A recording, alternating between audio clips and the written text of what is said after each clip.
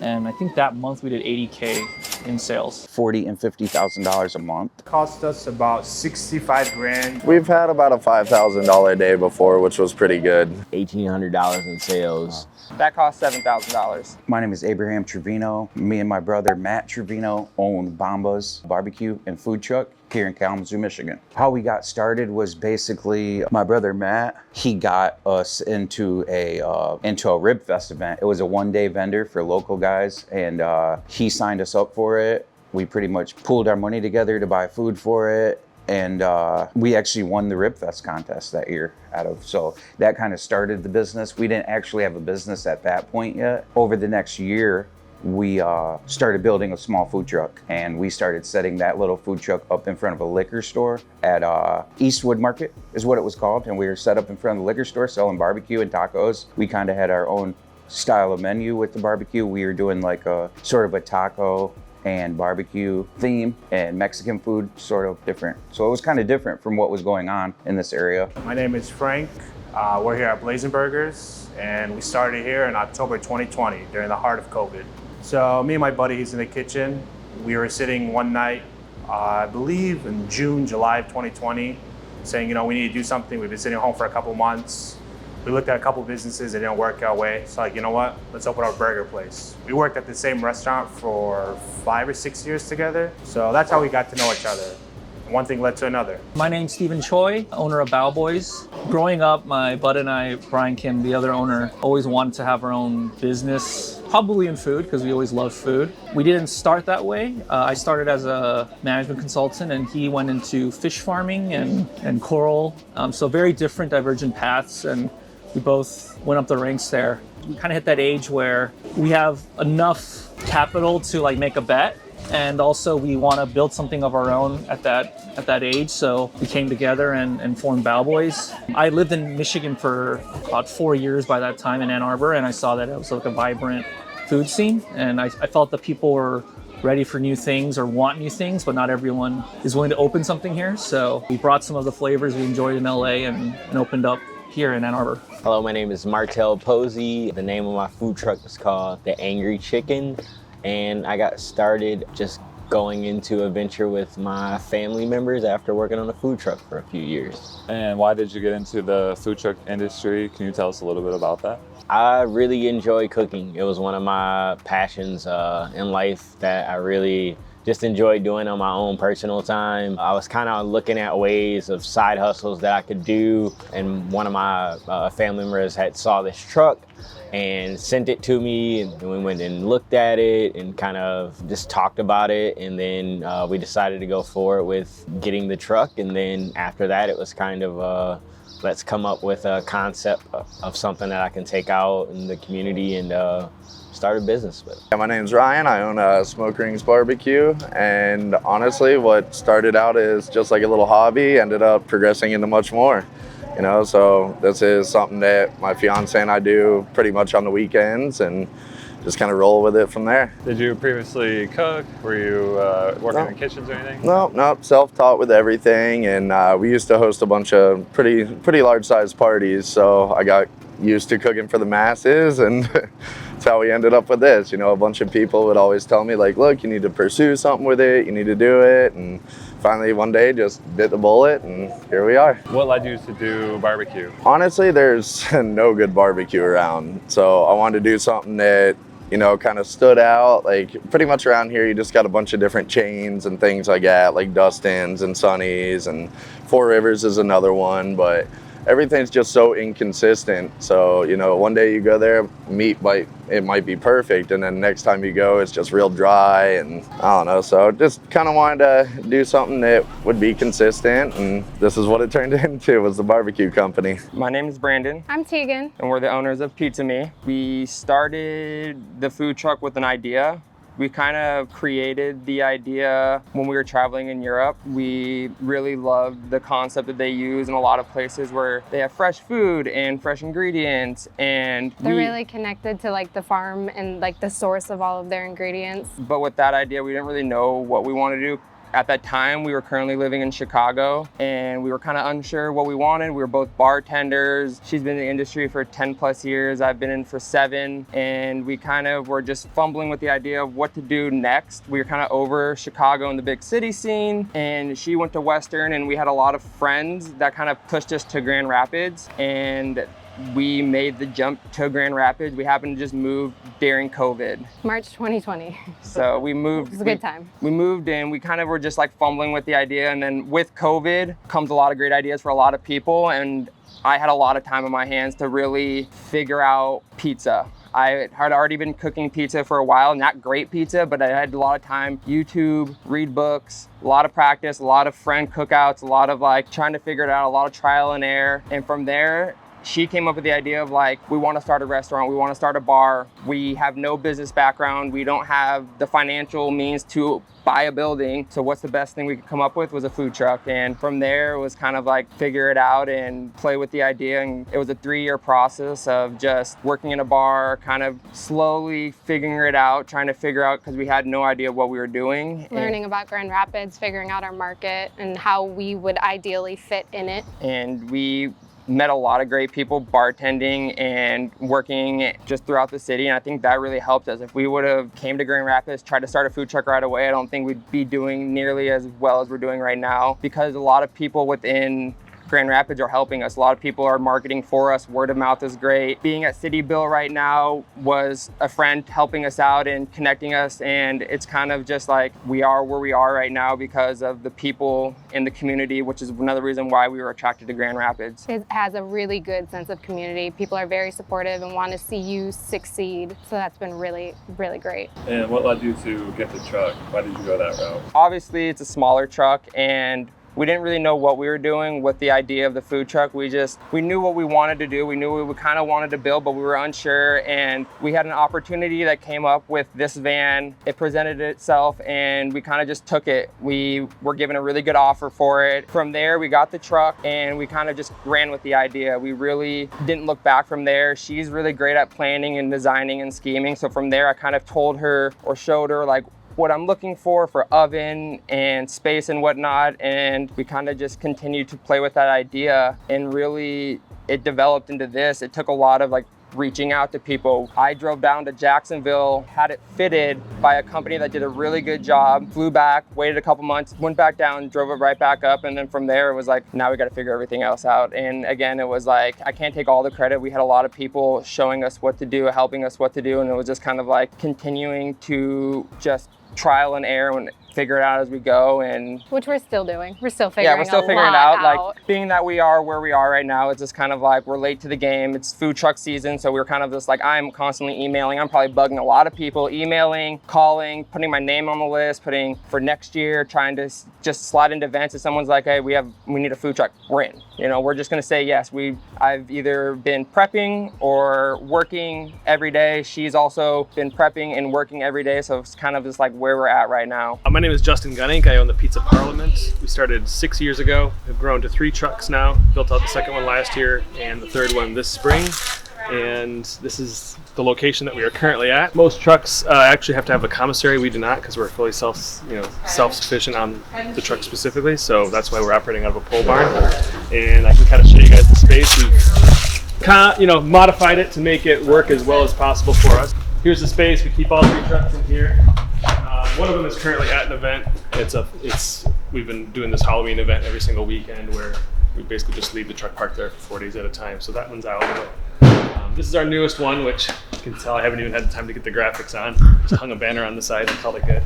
This is Penny. Penny basically runs the pole barn here. She's the one that stocks the trucks, cleans everything, does the dishes, makes sure that the trucks are ready to go when drivers show up. Over here is kind of just like a pseudo office area. Boxes for days. We probably place an order for about 5,000 boxes every few weeks to a month. Here's some dry storage, water, sodas, napkins, basically all the back stock that is sealed. Here is our sort of makeshift station that instead of having an expensive commercial cooler, we just bought a bunch of these smaller freezers which can be turned to either cooling or freezing. So depending on where things are at in regard to the rising process of the dough. We always have dough kind of constantly rising depending on the events coming up. Instead of spending thousands and thousands of dollars on, a walk-in cooler or walk-in freezer like our old space has, we were able to buy these in bulk for, I think they came up to like $189 a piece. So we just, we have a whole section for freezing, a whole section for cooling. The trickiest part, to reduce waste is the dough rising process. So, it is our recipe, but we sub that out to a huge bakery where we can pick up 1,600 doughs at a time. Usually we'll have 1 or 2 pickups a week for that. And then the balance that, Penny is basically in charge of is like, okay, how many doughs do we need for the next 5 days? Let's get them rising so the timing is right, because you really need to be in that perfect 2 to 5 day cold rise for the dough to be, perfect for the pizza. Here's another interesting thing. We used to buy all of our meats from Gordon Foods, but now we still buy a lot from Gordon, but we shifted our meat purchases to Natural Choice Foods because they're like an opportunity food buyer where they might get a shipment of stuff that's like off-brand for a certain company where they need to just offload it, or maybe it's like closer to an expiration date or something. And since we freeze it anyways, we buy, they'll say, hey, we got a shipment of ham in, and it's this random brand, and we'll try it out. If it tastes good, then we'll buy a pallet worth of stuff at like 80% discount. Oh, nice. So that's why it's nice to have all this extra storage. So Penny, this is Amy. Amy is the operations manager. She makes sure that everyone's where they need to be, that things are picked up. She's always running all over town, picking up orders of cheese and meat and dough and all that kind of stuff. So yeah. So she's basically the number one go-to person if anyone needs anything or has any questions, and that basically reduces my role down to sales and marketing and bookings, which is what I enjoy doing. My name is Jorge. My business name is Tacos Al Panda. We got started a little bit like 2 years ago, a little bit after COVID. We just wanted to start our own business. We've been working in restaurants since like 13 years old, 14 years old. And what led you to do tacos? I feel like it's just kind of our culture, like Mexican food. So we don't just do tacos, we do like quesadillas, burritos. We sometimes have specials of different plates of Mexican foods. Can you tell us about one of your best events, like maybe how many items you sold or how many people you went through, something like that? As far as items, I'm not entirely sure. We'll have some days that, it's like a $2,500 day, and then other days closer to 4,000. So it really just depends. Like the barrel races like we're at today, it's usually $2,000+ day. It works out. I'd say anywhere between 100 to 150 people on average. Do you know what your best day revenue-wise was? We've had about a $5,000 day before, which was pretty good. And how many hours would you say went into that? I'd say as far as being there and actually serving the food, it was probably 7-8 hours. And honestly, we could have done more, but we ran out of food. That's pretty awesome. It's always a plus, but like I said, it's that double-edged sword. I wish that we still had food to continue selling, but at the same time, it's always a great thing that we did sell out. What would you say one of the lower revenue days was for you, and how do you make up for that difference, or how do you balance that out or prepare for something like that? So preparing for it, it's always just make sure that you have the money set aside. As far as a lower revenue day, we've had some days where, it's like a $300 day, but that would be because, we got rained out or something. But luckily, like I said, we have a great following. So I'll post something on Facebook and hey guys, we got a special running on ribs right now. If you don't feel like cooking dinner, reach out to us, and it'll be like, here's a rack of ribs for $30, get some sides with it. And we'll usually end up selling it all that way. It's saved us a couple times when we've gotten drained out, and usually by the end of the night, all the food's gone. In our first year, I know for one of our first years, we have a really good accountant, by the way, that started helping us out in the beginning. Her name is Brenda Shearburn, and she just helped us out so much early days and figuring out numbers. And I believe our first year was $110,000 is what we made. You've grown a lot. Yeah, we have grown a lot. It's every year it's growing, and just not giving up is a big part of it. That's what I would say, because if you do, if we would have gave up years ago when we almost did, we wouldn't be out. So it can turn around quickly in business, and that's what people have to realize. Like, things can turn around so quickly in business. They can go from all the way bad to all the way good in like a couple of weeks. So stick with it if you really want to do it. Right now, we're doing between $40,000 and $50,000 a month. That's just some months are a little bit slower than that, but we've been pretty consistent on that this year at this building and at operating the food truck. Yeah, so it's going pretty good. We're able to give ourselves we're able to pay ourselves. And in the early days of business, that's one thing that it's hard to pay yourself. Sometimes you got to pay bills, you got to pay people to help you, and you got to buy food. And early days, you might not get a paycheck every week. It's one thing they got to look out for if you're starting a business. Like, you have to be able to not take paychecks here and there. One of our best days, I'd say, from this one trailer, we did about $5,000 from one day. An event, it was like probably 26,000 in one weekend. So it was crazy. It was like a crazy event. It's an art fair, which they shut down the whole main street. And when there's that many people and they kind of know your brand, it just kind of pops. It just comes down to like, can we deliver that consistency? Our best month was we did this location, and it's called Top of the Park, where it's like this event with the campus. And I think that month we did 80K in sales. So that was crazy. There's a lot of labor, a lot of, and there's a lot of costs that come out after that, but that was one of our best months. Personally, in my opinion, I would say the last time we were out here, for me, that was a very special day. Just because we did our most amount of money in sales at a location that is personal to us, just because my uncle has this really amazing clothing store that we were able to open up next to. And so I would say here, we probably sold, I want to say 75 loaded jerk fries or something like that day. And I think we did around like $1,800 in sales at a location without a website, with social media, word of mouth kind of, marketing, and to be able to do like that well, and by staying in place, not spending a bunch of money in gas and paying fees to be at a spot or something like that. And so it really, days like that really help us to be able to, like recently I just purchased a new generator that's like the next step up, and that'll allow us to run all of the equipment on the truck, compared to having things we couldn't run at the same time because we had too small of a generator. And so I would say that day, any day like that where you sell out of just about everything, which is what we did, we sold out of about just about everything. Yeah, you go home that day and, it's worth it, and you just start planning on Monday how you're gonna do that again, the next week.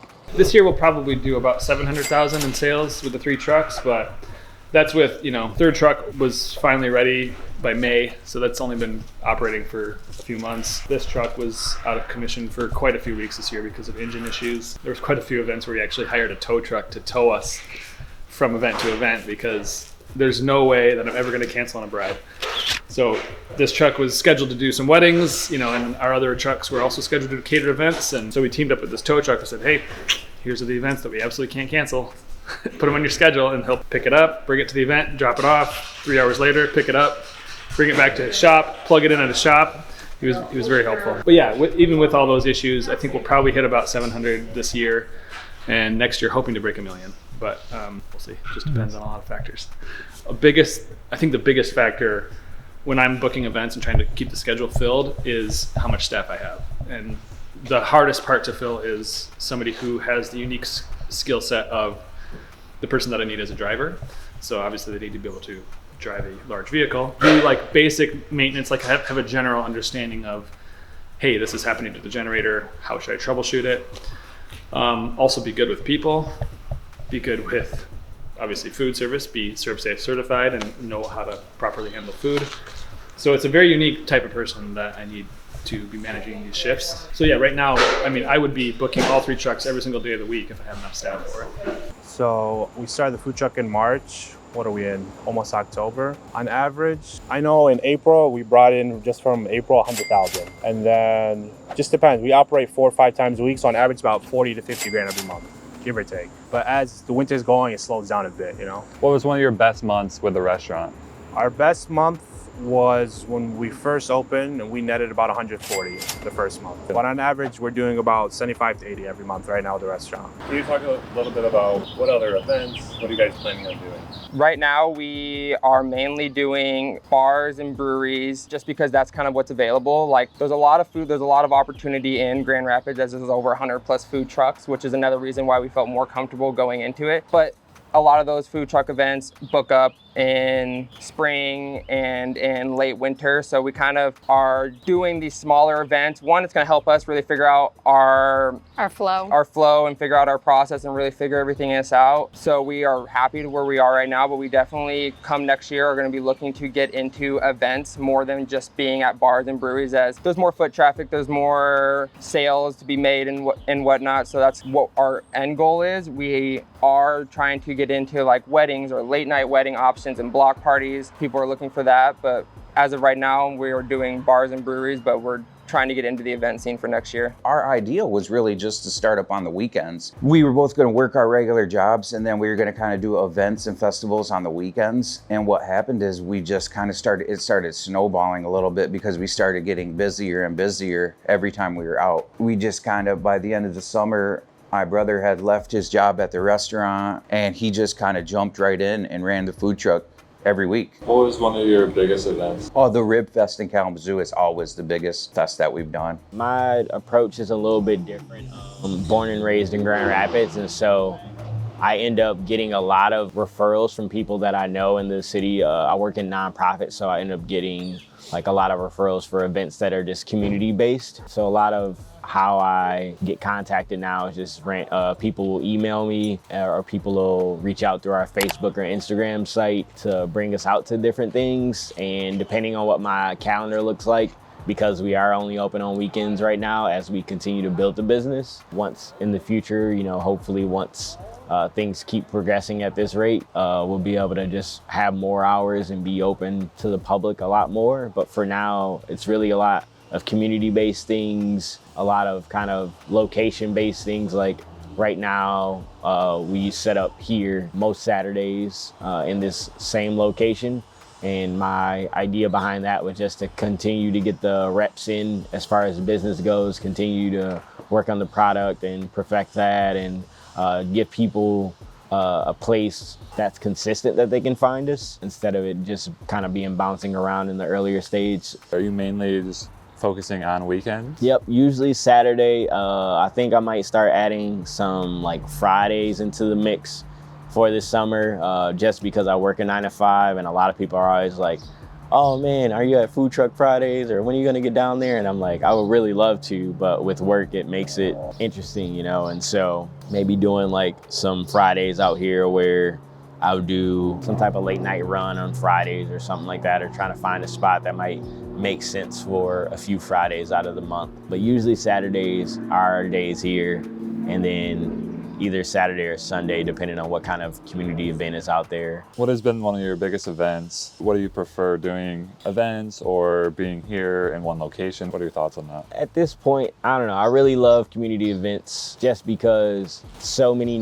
when new people get a chance to try the food, it's really, really awesome. And it gives you a chance to be out in community. And that's something that I do in my day job in nonprofit. I'm always in community, working in community. It's something that's really important to me. And so just having a chance to be out at something like pickleball or, you know, just different things that are out in the community. I would say the car shows with Executive Motorsports are always probably some of my favorites now. We just did their open house last week and had one of our best days numbers wise. They also brought us out to Metro Cruise, which is another huge day for us. So I would say at this point, they're probably our number one person when it comes to just doing events that have really been really well for us.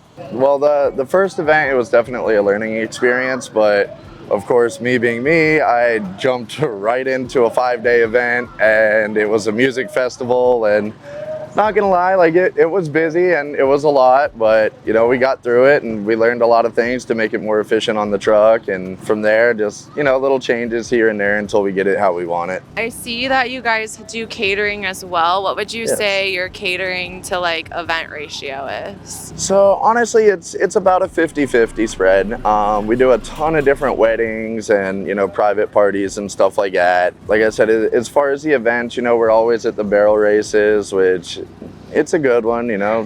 Barbecue just goes well with this type of event. Yeah. But I mean, majority of the caterings happen to be weddings. So. And when you're doing those caterings, are you bringing your truck? Are you just bringing your smoker? You said that's also on a trailer. How are you working that out? So it depends on really what they want. If they want, you know, more of an experience of serving out of the truck, then we'll bring the food truck as well. But a lot of times it's just setting up like chafing dishes and things like that, and just, you know, making it to where all the food's right there available for them inside of the venue. And do you charge different prices to like bring the truck versus just setting it up, or how does that work? Yes, it would be slightly more expensive just because, you know, we're using more gas to tow the trailer, all the propane and stuff like that on the trailer, just cleaning it. Most of the venues, they have their own kitchen where we can use all of their equipment, so that helps out. You know, we'll charge different if they want us to serve it all for them, or if they want it more of like the buffet style where all their guests come up and self-serve. And, you know, there's a couple different things that can make the price vary. Do you prepare all of your food before coming to an event, or is that something you're doing while you're at an event? So it depends on the event. If it's a multiple day event, then I always bring the smoker with me, and you know, I'll usually cook like the night before or something like that, to where I have a bunch of food that's ready to serve. And then while we're at the event, then I'll have the smoker rolling the whole time as well. But an event like today, is it prepared usually typically beforehand, or are you making it in the back? Yeah, I mean, as far as all the meats and stuff, it was all prepared beforehand. Same with the potato salad and coleslaw, but like the baked beans we're making here on spot. Same with like mac and cheese and things like that. I think when we first envisioned it, we wanted to kind of be all over the place, because originally Brian and I are from LA, and that's very common. To have a roaming food truck. And the thing about Ann Arbor is there's a lot of different, when we first started, there wasn't any clear regulation on how food trucks are supposed to operate here. And that changed like right as we started. Basically, the way it's structured makes it so you sort of have to partner with some local restaurant and more or less be stationary. You can do other events, but it has to be like a private arrangement. We can't just post up on a street and start serving. So naturally, because of that regulation, it ended up being where we just partnered with a friend I'd made here, the owner of this lot, became a permanent fixture. So we're one of multiple options here with booze and, you know, cocktails and great stuff. So it's great.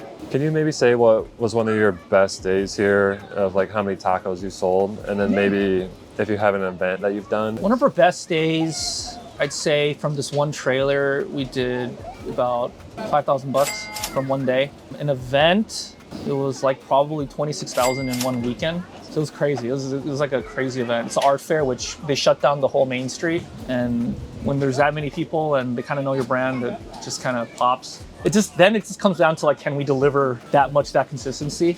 Our best month was we did this location, and it's called Top of the Park, where it's like this event with the campus. And I think that month we did 80K in sales. Nice. So that was crazy. There's a lot of labor, a lot of, you know, and there's a lot of costs that come out after that, but that was one of our best months. Our schedule is Monday through Saturday from 11 a.m. to 9 p.m. Sundays we don't open. We have social media. Our name's on social media is Tacos El Panda. We sometimes do go to events, but we post everything on our social medias. And what made you go to this location? So I used to be down on Washtenaw at a different location, but we weren't as busy. We were looking around places, and we asked the owner if we could park here. He said yeah, and it's a busy street. We have the freeways right around the corner. So, do you have to have any like permits or anything to be here, or is it all based on the gas station owner? So you need permits to operate, but since it's a private property, you just need permission from the owner. There's been times where, like, for example, Gravel Bottom Brewery in Ada, they had their kitchen staff quit, and so I said, well, hey, we can come in and serve during the week at least, and we just parked in front of the brewery and sort of acted as their temporary kitchen. Oh, okay. And there's been a few instances like that where we just come in and we serve at one location for a week or two straight. Every year when we do Coast Guard Festival, we're always basically parked in one spot for about 2 weeks, which is really nice because less running around. And it's still like it's still a novel event to where you don't have to discount your prices too much in order to get people on the they're in their daily routine. But I think that side of the novel side of it is the most fun. The most fun side of the business is doing all these fun events. Big festivals. We've done Electric Forest, Lost Lands, Bliss Fest, Wheatland, Coast Guard, and the prep for those events, it's a lot. There's usually, quite a few days involved before the event even starts. A lot of them, they have you park your truck a couple of days early just to make sure everything's set. So it is a pretty big time commitment, and you're saying no to a lot of really profitable events to do those. But in the end, it's worth it because all the staff loves doing it, and you're at a music festival. So, like at those events, how many pizzas are you selling like in a day?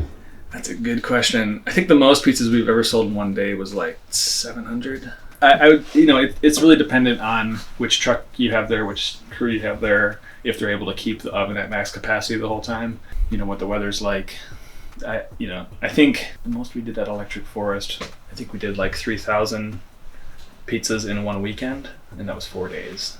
A lot of times, the details of specifically where people are walking and where they're routed on the festival grounds or whatever event you're at, understanding that walk flow is like the most important thing that to gaining sales. Like if you're even across the field from where everybody's walking, people either aren't going to see you or they're just not going to take the time to walk over and look at your menu, especially if there's something closer. So yeah, festivals and those kind of events are fun, but they're all they're a lot more hit or miss. Catering is really where all the money's at. That's where our focus is, because if someone books us for their wedding, they know exactly how many people are going to be there. They're paying ahead of time. Typically, they're paying a deposit. And it's guaranteed money because rain or shine, it's happening. So that's kind of where our focus is. I'd say our schedule is filled up probably 60-40 catering versus vending events. The vending events do obviously really help us, though, with getting the name out there and exposure. And, we always have cards telling people that we cater as well. And then also, a lot of those vending events are the ones that the staff have a lot of fun with. But the staff that want to make the really good tips, they usually like doing the catering events because we'll calculate. When I quote the event, I'll automatically calculate a gratuity in there for the staff as well. So it's always nice to have that guarantee that the event is going to happen and people are going to be there and the customer's going to pay. If you had to do just like one event, what would you, or like one style? Oh. What's your favorite, or what would you focus on? Okay, so if we're going to categorize the different events that we do, let's put breweries and distilleries in one category, music festivals in another, catered weddings in another, and then like company events, like company lunches, company events. I would probably choose the music festivals because you make so much money in such a short period of time. Like let's say I only have one truck, I would probably just focus on the music festivals because then I know Monday through Wednesday every week I pretty much have off, and then Thursday through Sunday I can focus, and on top of that, 9 times out of 10, if someone buys a ticket to a music festival, they're going to go to it unless it's a complete downpour. But I would probably choose that just because there's so much fun. How many rainouts do you get a year? Maybe a dozen. There's not a lot. It's usually at the beginning or the end of the season. Usually in the middle of the summer, we still stick it out and say, yeah, at least it's warm, like people can order pizza and run inside wherever we're at, We're doing a little bit of everything. We do catering. I do Belle Isle every Sunday. I do the U of M game every Saturday. We had an event yesterday. We had an event on Monday. And since it's kind of getting a little colder, we're parking at a gas station coming this November. I'm going to keep operating there 7 days a week. Do you prefer the restaurant side or the food truck side? The food truck side, because it's less hours, but it's more work, if that makes sense. I get in and get out quicker, but I do more work in that 4 or 5 hour span. Can you guys talk about some of your advertising? Definitely leveraging word of mouth. We have our social media, it's Pizza Me Truck, and our website is pizzametruck.com. As far as like our logo, this is like the state of Michigan in a basil leaf, which I feel like you can kind of see on this, mainly with the Michigan, but I wanted it to kind of be subtle. But as far as like advertising, we're totally word of mouth so far. We want to be very available online and like constant online. So whoever does follow us is reminded what we're doing often, but we have not like paid for anything yet. So far, we've just made the website ourselves. So we do Google ads every month. We have a flyer with a company called Tom Money Saver we do every month. Facebook, social media. We park our truck out in different cities every weekend. Like last weekend, we were at U of M's football game. The weekend before that in Detroit. We're scattered all around. So honestly, word of mouth has been the most helpful thing for us. We started last July, so still relatively new. Ever since that first event, we just had a bunch of people contacting us, and really our only advertising is our Facebook page. You know, we'll post wherever we are that day for the event, and then we'll get a bunch of people from that. But we do have quite a good following. To wherever we go, a lot of repeat customers show up and come there, tell all their friends about it. So I'd definitely say word of mouth has been the biggest thing for us. Have you done any paid advertising at all? No, haven't. Not one bit. So we have actually recently we did, but essentially our business has grown completely on just viral social media marketing.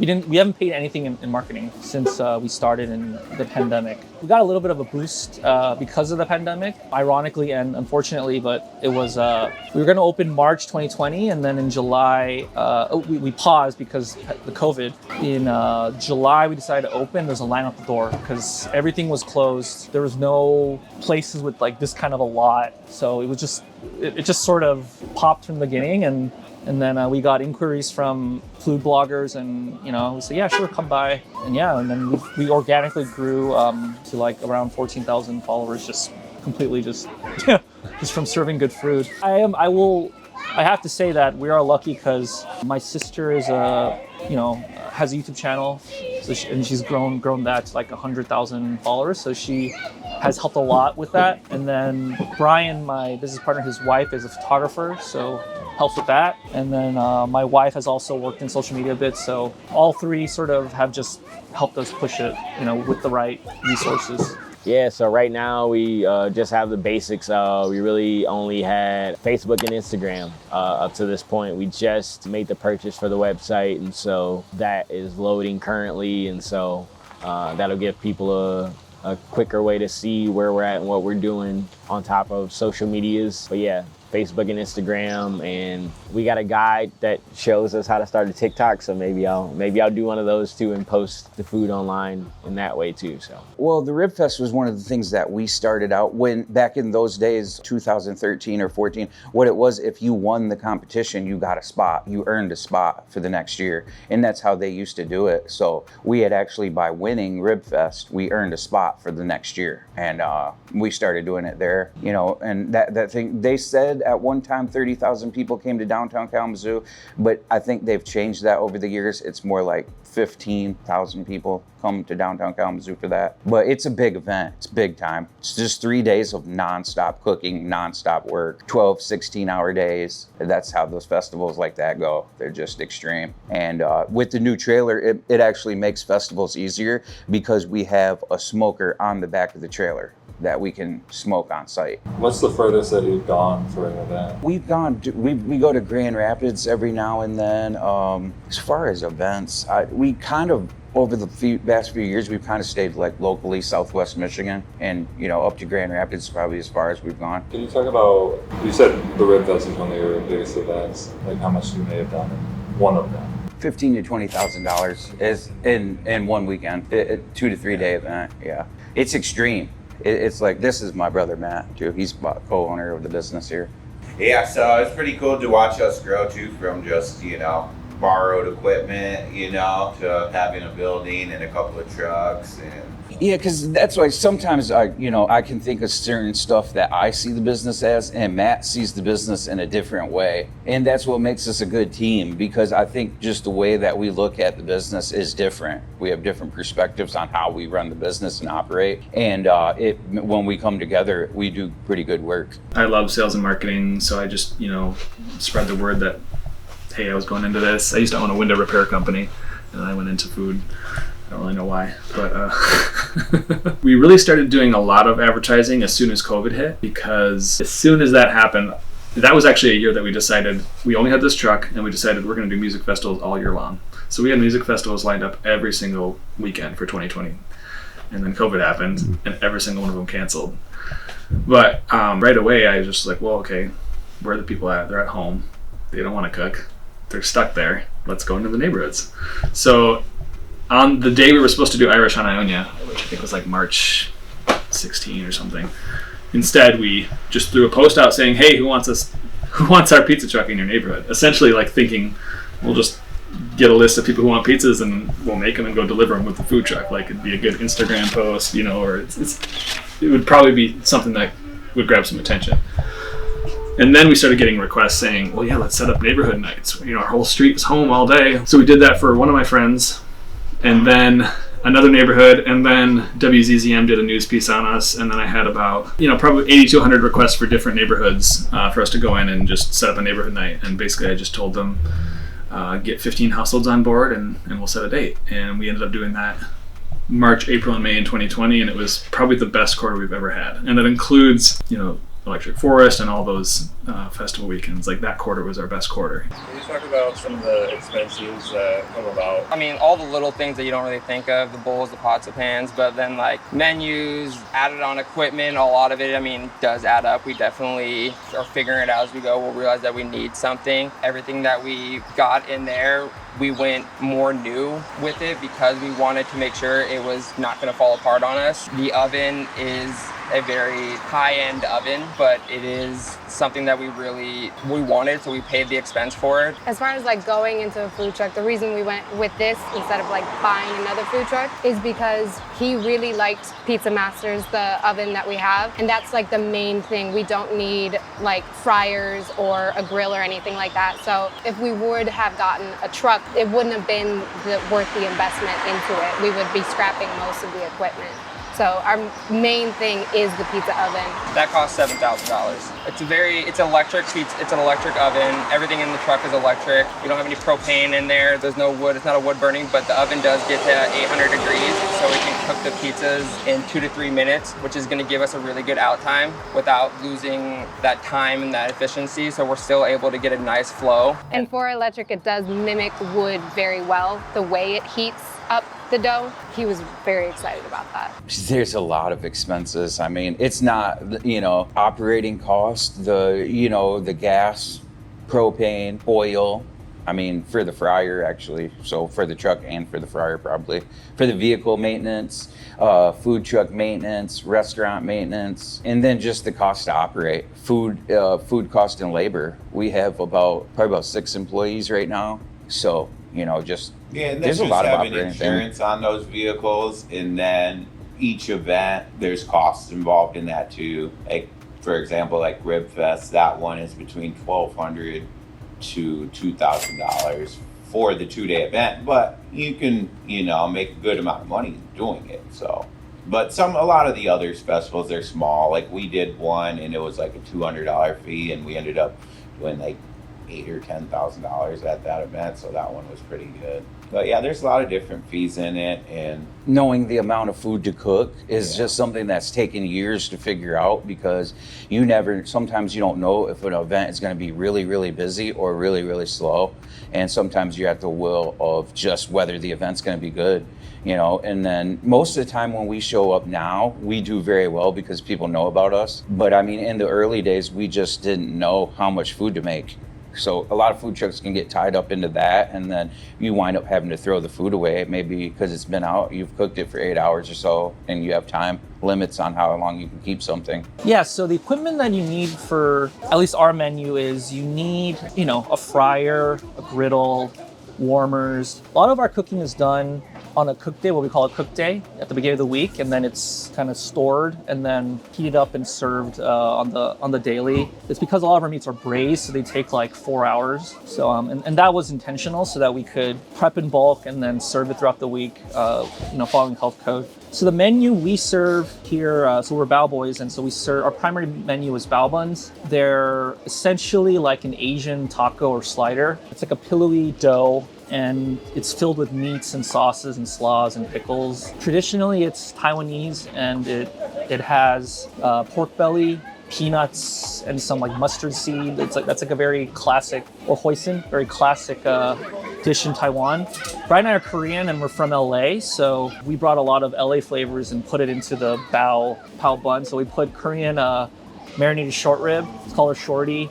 We top it with what we would call green sauce, but it's essentially like a cilantro mayo, and it's served with slaw, vinegar slaw. We have other ones which are spicy pork, with crispy onions and Kewpie mayo. We put Spam on it. So Spam, if you've been to Hawaii, it's called musubi. It's a Spam with seaweed, and we put grilled kimchi and stuff. So that one's good. Chicken apple sausage with grilled onions. It's just, we're not chef by training. We just know what we feel like tastes good, and we just put it together. And after many iterations, we came up with the menu.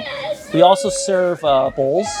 So pork belly bowls with a broth poured over it with egg and onion. And we also have fries and loaded fries. Loaded fries are the short rib on top of the fries with the green sauce, cilantro, green onion, cotija cheese, and yeah, a bunch of other stuff. So that sort of rounds out our menu. And then drinks. At taco trucks in LA, they serve a soda called Jarritos, which is a Mexican fruit soda. And those are just awesome. So we serve those. With that, what expenses come with being, maybe, you mentioned you had a mobile or another truck that goes out. Is there any differences between having a set location versus like a mobile location? Yeah, so the set location, there's rent. So we pay that. It's nowhere near if we're gonna get a spot downtown and be a brick and mortar. So that's that.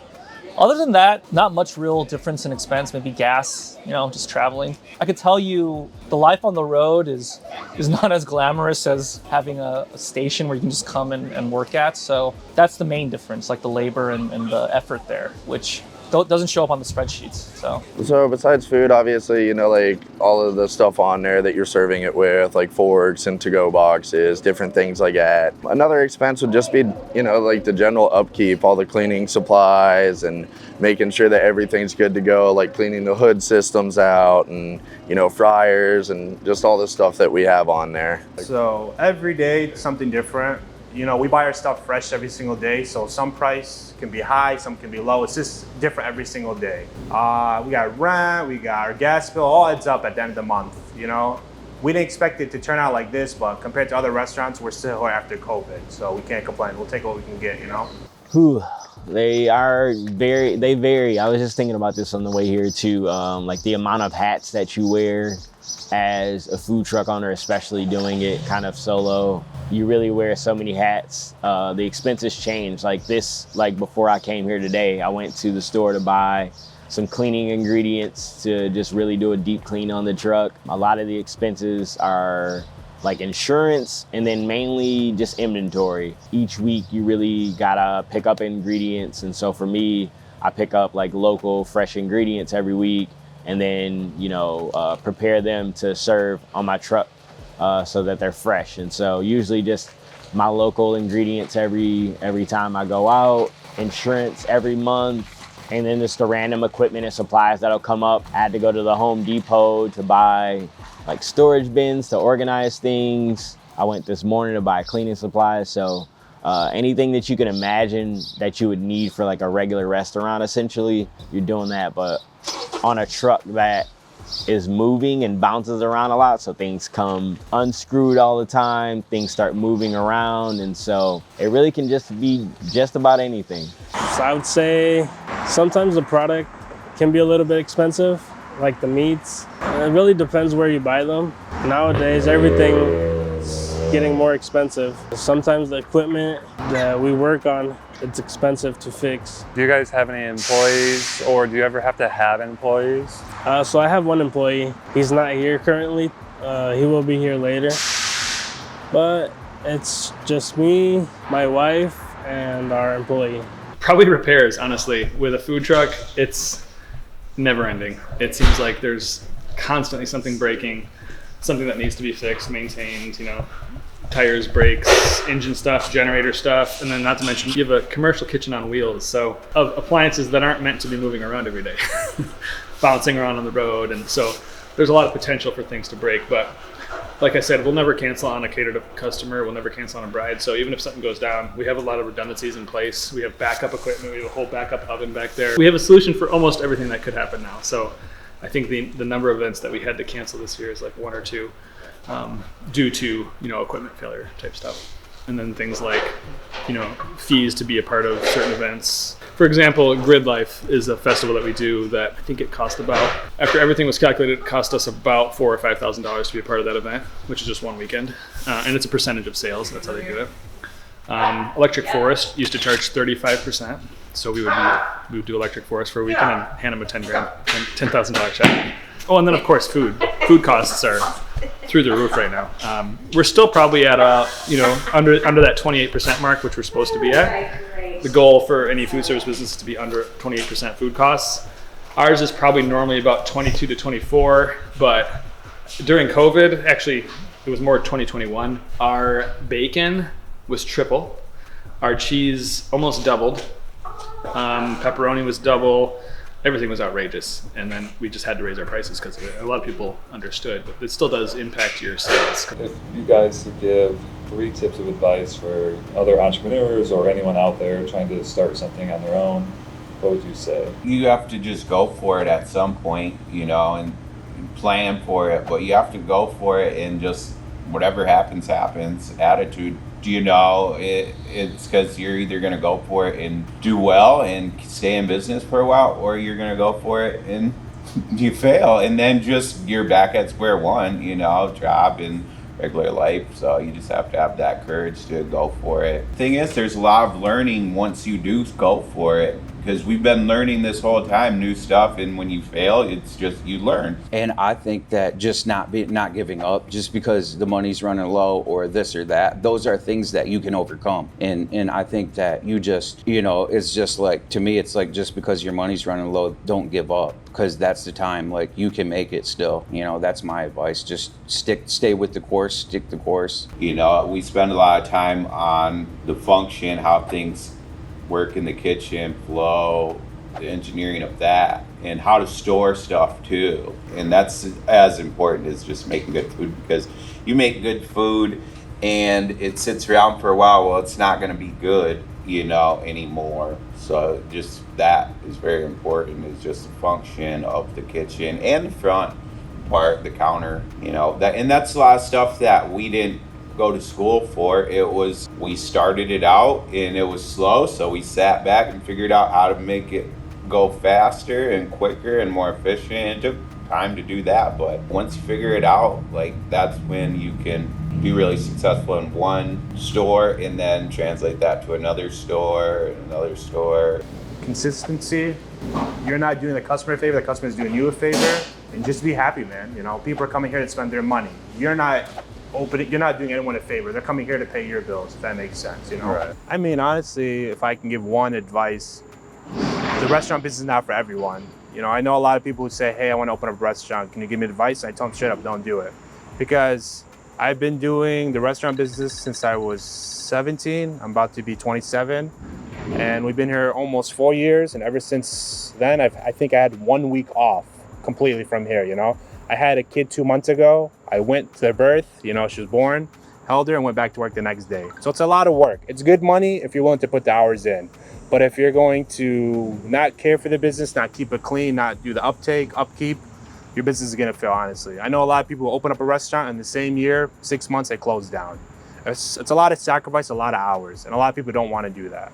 There's a good outcome, there's a great outcome if you are willing to lose a couple years of not lose a couple years of your youth, but give up a couple years, work, and see the long run, the future. Really just, make sure you figure out all your costs and all your prices are competitive and stuff like that. You don't want to sit there and undershoot everything and then lose out on money that you could potentially gain from it. Double check everything and make sure it's something that you really want to do. Any small time business, you're going to sit there and it's a lot of work, so you'll have them sleepless nights and everything that comes along with it, and it's definitely a headache, but just make sure it's something that you really want to do. Procrastination is probably your biggest enemy.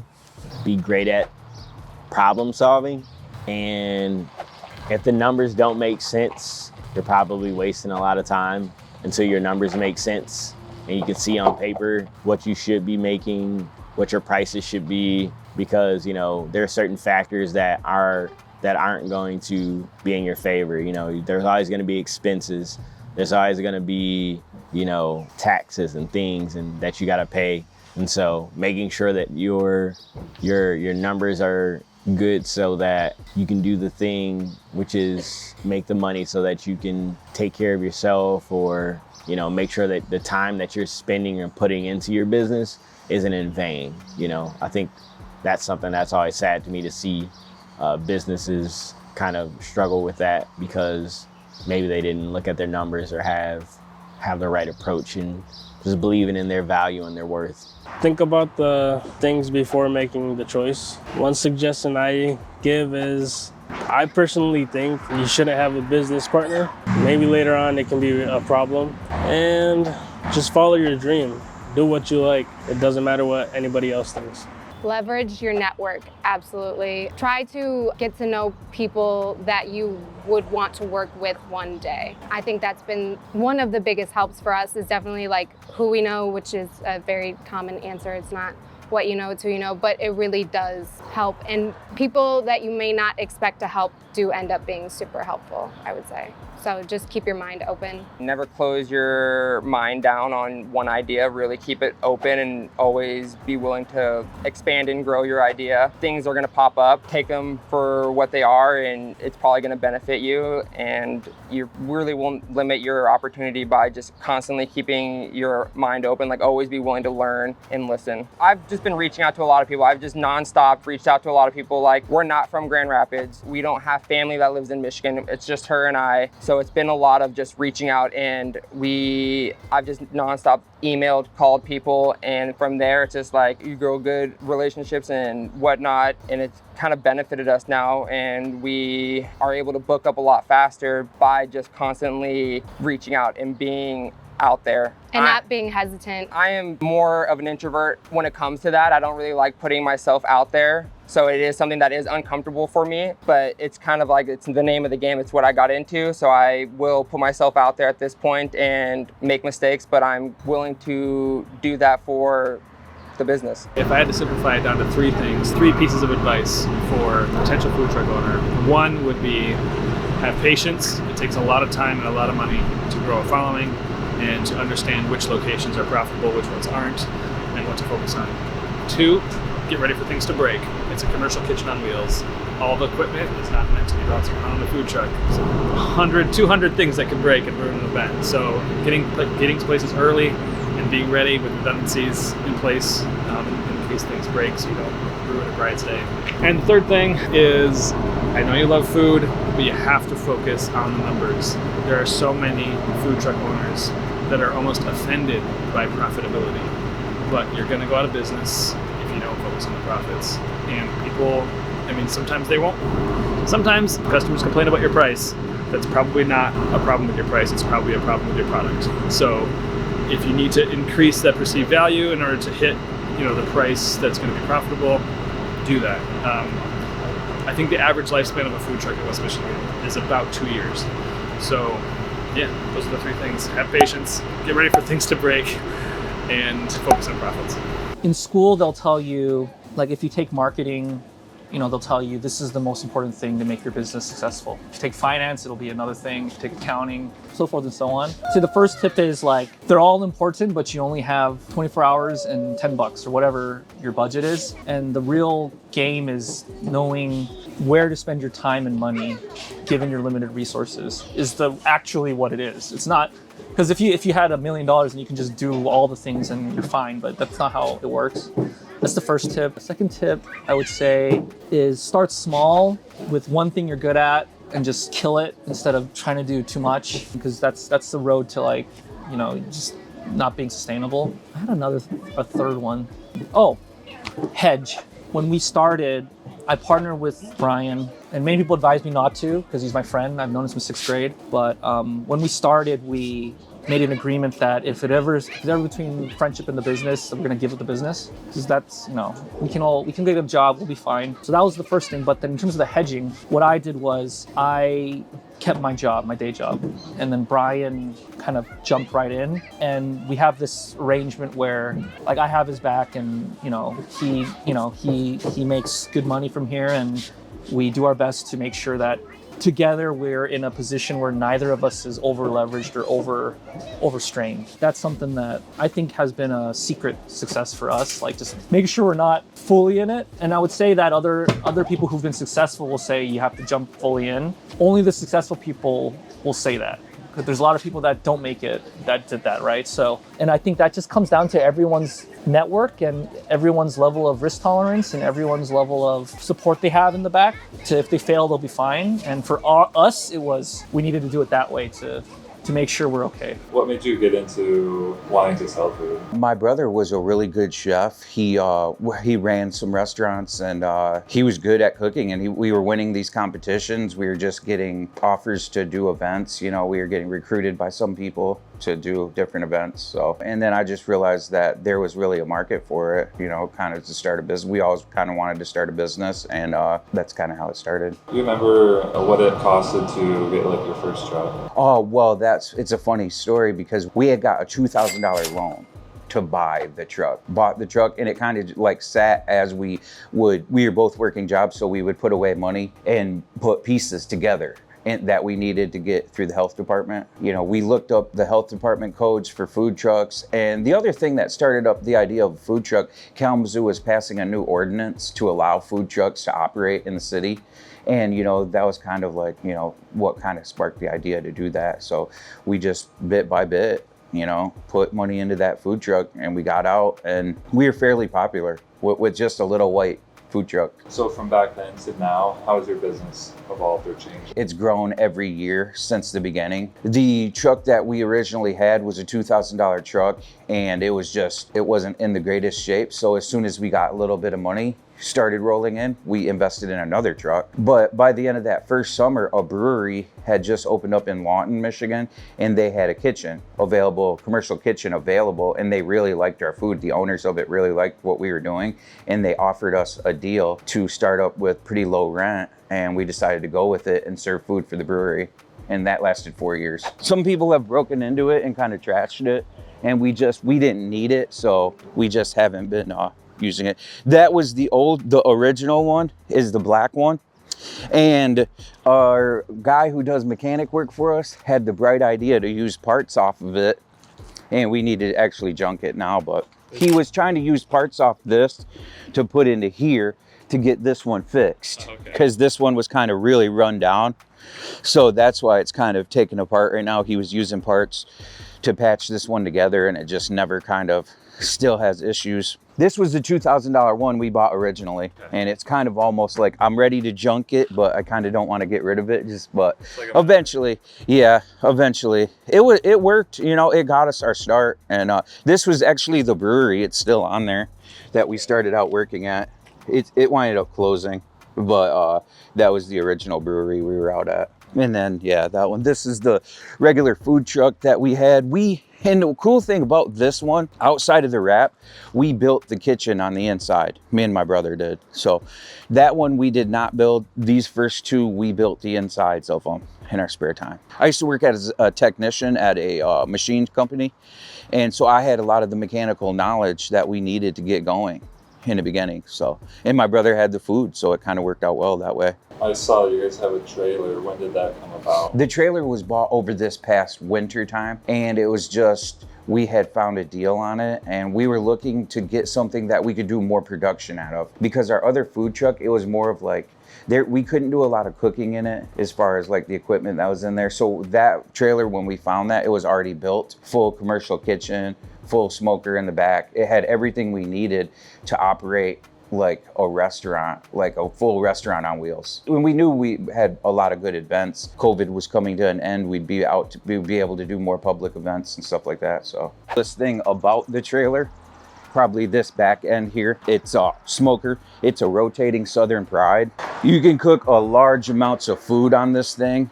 It's like almost brand new. It came with the trailer. Everybody in the barbecue business knows about these Southern Prides. They're like top of the line. Some people say they're like the Rolls Royce of smoker. I've heard probably Gordon Ramsay say that. But so this thing's phenomenal. It's gonna help us out big time to do, because you know, it's hard to smoke on site, but this thing's gonna make our jobs easy. Can I ask how much it costs? Probably about $30,000 to $40,000.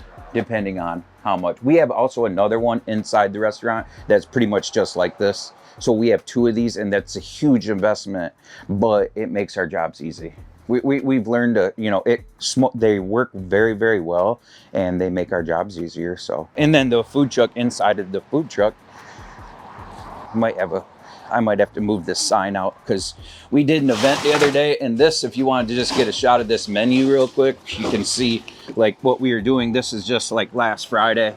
We were out doing a different event with just, that's kind of the menu thing. And then this is the trailer. A couple of things probably straightened up a little bit, but yep, we got the prep cooler right here, a freezer, a fryer. We got a char grill right here. That flat top, it's all suppression hood for, that's a new state law that food trucks have to have this suppression hood if you're going to be cooking. Just required for all the events that we do. Does it get hot in here? It does, but this vent hood works really well and it pulls a lot of the heat out. We also have AC in this one. So our other ones, we knew how hot it got in our trailers and stuff. So, I mean, it does help a little bit. It's not perfect because it gets hot in here. And just with the vent hood sucking the heat out and this thing running, it does make it a little more comfortable. And that's kind of why the upgrade to this trailer was something that we really wanted to do. We just wanted everything to be easier, and this trailer makes it quite a bit easier. Can you talk about some of your like day-to-day operations from when you first started to now? They've changed quite a bit because at first when we started the business, I wasn't working here full time. I was working another job and doing this kind of on the side, and my brother was working full time here. And just bit by bit, we became too busy to where I couldn't keep a job there.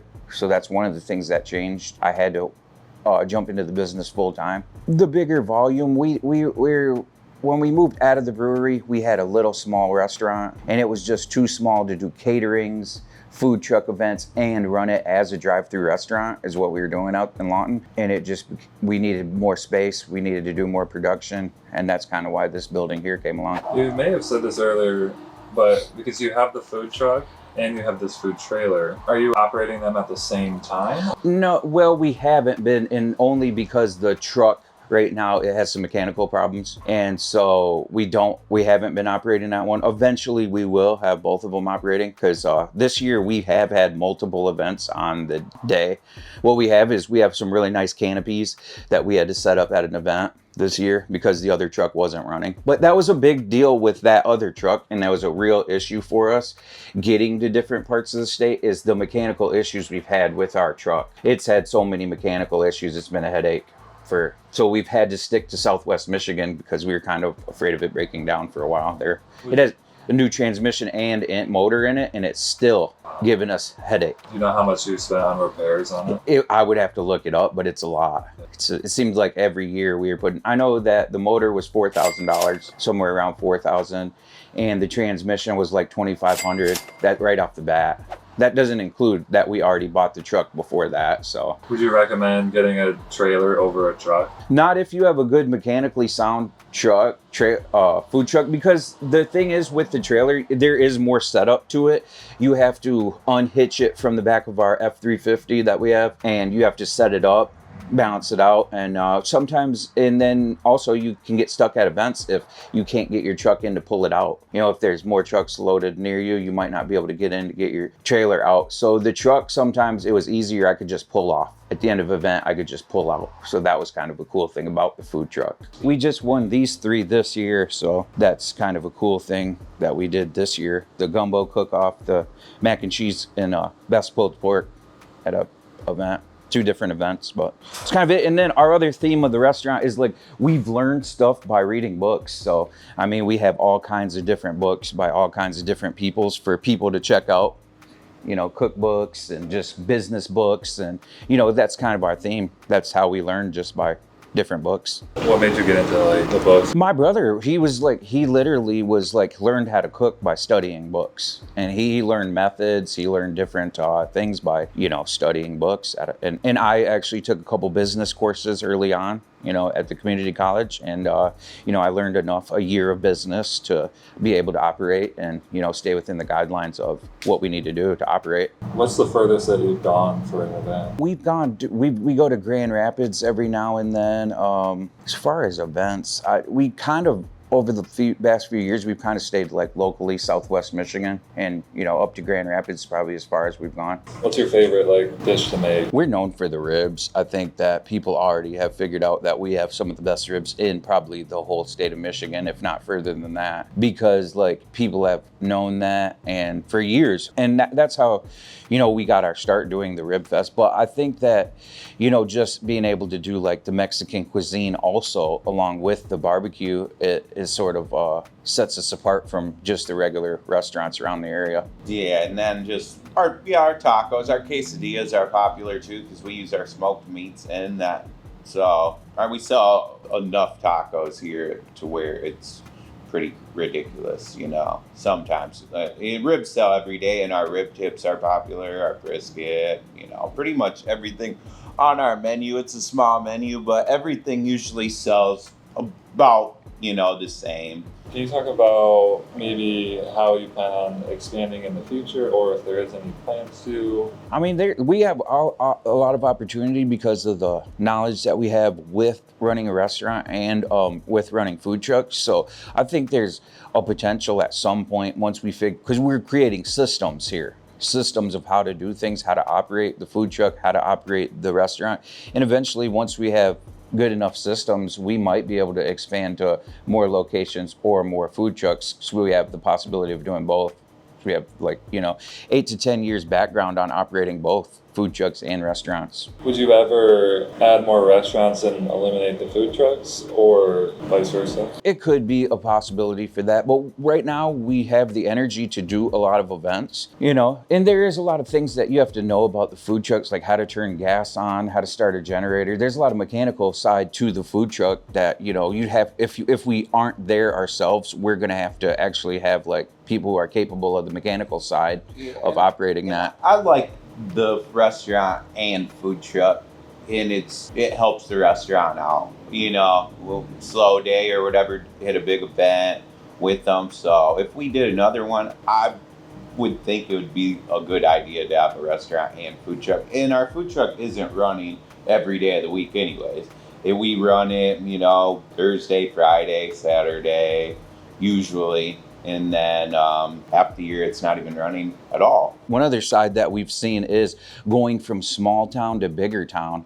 And that is that's been really cool because we were in a town of 2,000 people when we bought our first restaurant. It was just 2,000 people, very small. We could do the food truck out, we could get the food truck out, but going from small town to big town, we see the value in that. And we've seen that firsthand. Like there is a value in going to a bigger city because you have more customer, more sales, and even taking the chance at paying for a bigger building and just taking that risk, not knowing, but coming to a bigger city has paid off well. It's paid off big time. So I mean, that could be another option. Even go to a even bigger city like Grand Rapids or Detroit. Even those are just ideas that float around in our heads. We don't know when we'll pull the trigger on anything yet. But and we're focused on this place. We've had it close to 2 years now, and we're getting busier here. So it's working out good here, but we always have ideas of doing something bigger. But right now, it's just our focus is here, and then the new trailer too. And we're doing pretty good here, and we're grateful for that because we've seen restaurants start up and close in 8 months. And I worked at a restaurant that failed the whole time it was open. They stayed open for a while, but it was failing the whole time, and it sucks. So, we just had to work hard and realize that could be a potential and just do whatever we could to be profitable here. And like I said, it's been working out good for us. So.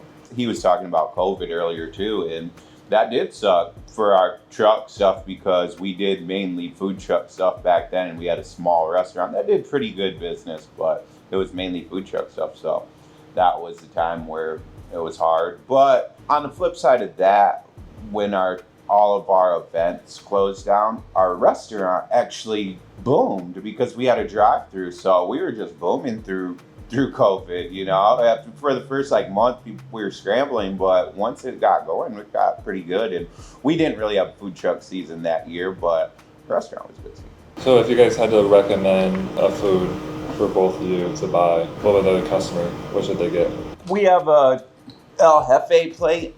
That one, it comes with 2 of our meats and then 2 of our homemade sides. So you can get our sausage or our ribs or our brisket, pulled pork, pulled chicken, and then all of our sides we make here. Our fries we cook to order, so they're not just back there sitting around, so they're always fresh. I really like our smoked chicken nachos or our pulled pork nachos. They're just a different type of nacho. We smoked meat on them, top them.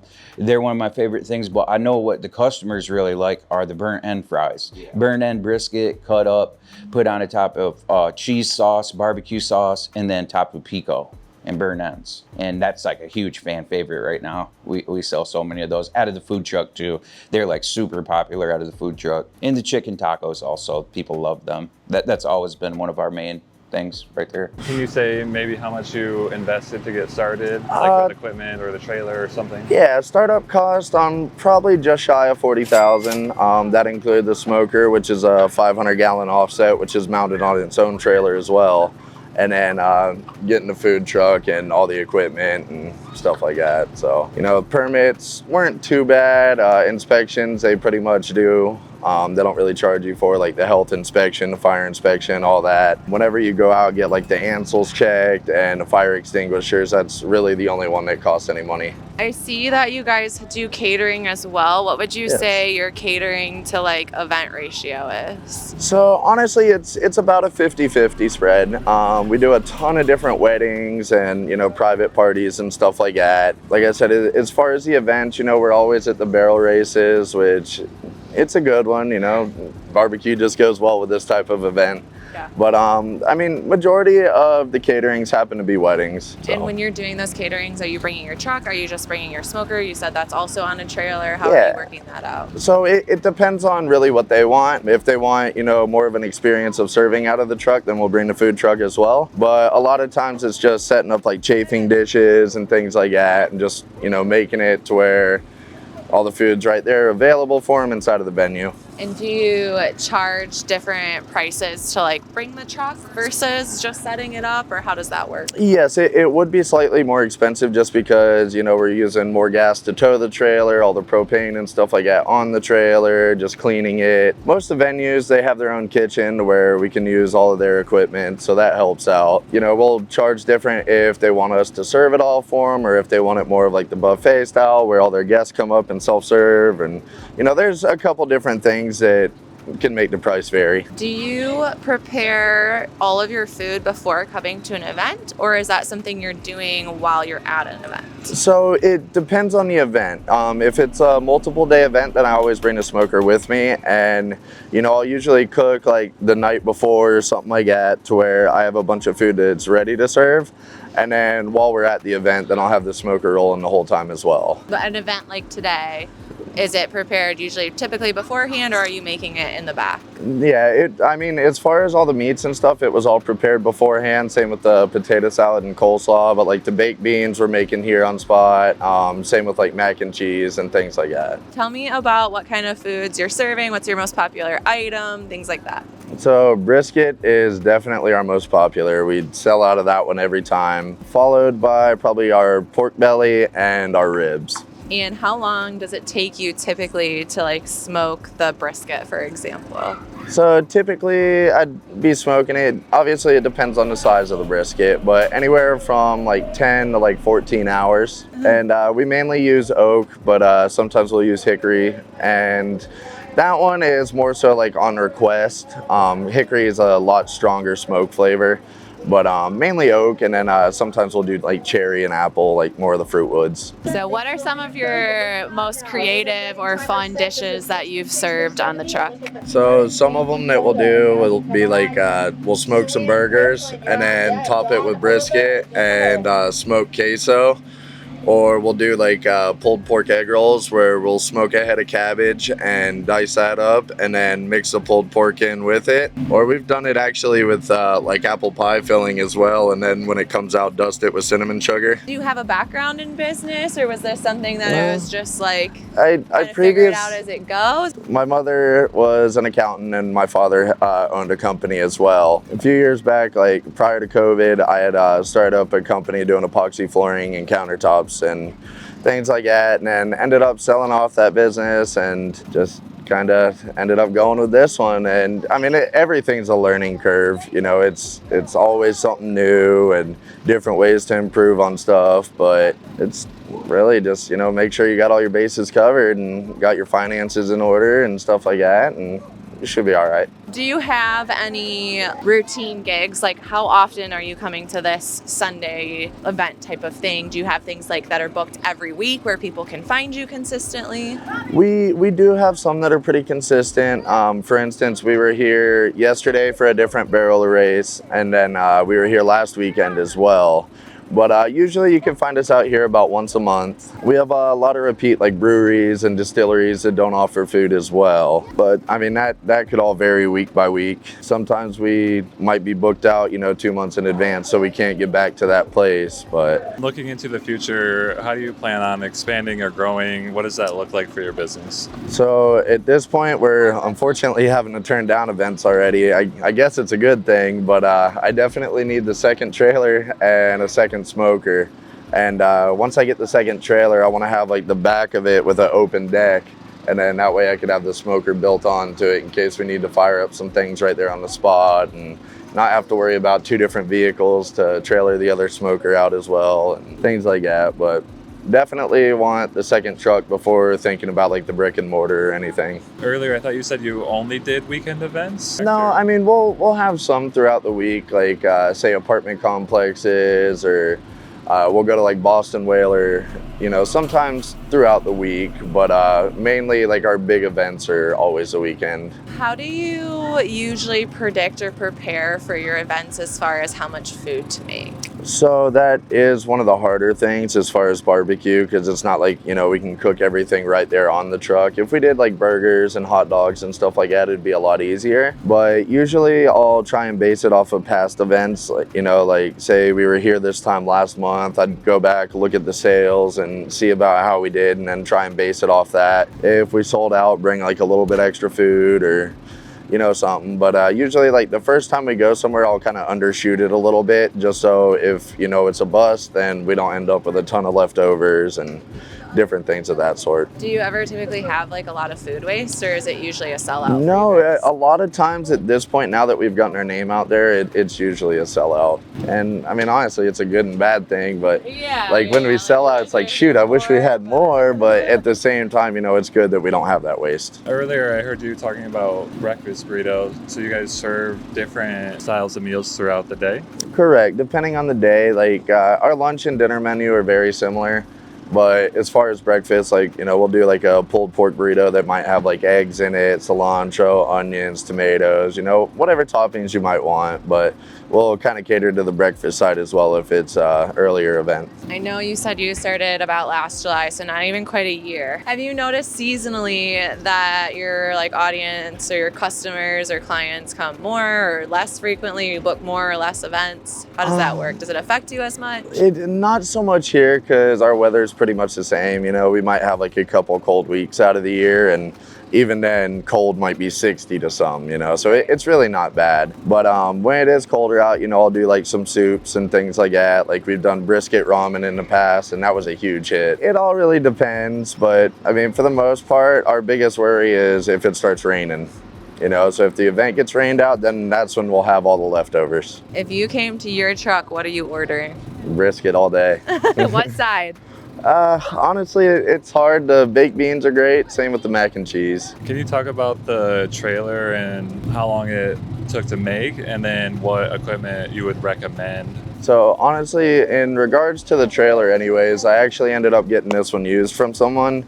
So that also saved me a little bit in the overall cost for it. I mean, just try and utilize your space, you know, best as possible. I don't know, I mean, like the fryer that's on there, we rarely use, but it's still nice to have just in case like we want to do French fries or something like that one day. So it really depends. Just, you know, you don't have to have every single thing out there. Just get mainly what you need, like a flat top, you know, your like burners. You could do the 2 to 4 burner, you know, whatever you need, and just don't go over the top. Make sure you got enough space in there because there's not much room. How many employees do you need? Can you run this solo? And then do you need more employees based on different events? So the majority of the time it's my fiance and I, and usually about one other person. Say if it's a couple day event, then usually I'll be on the smoker the entire time, and then I'll have 2 people in the truck and 1 person doing all the ordering.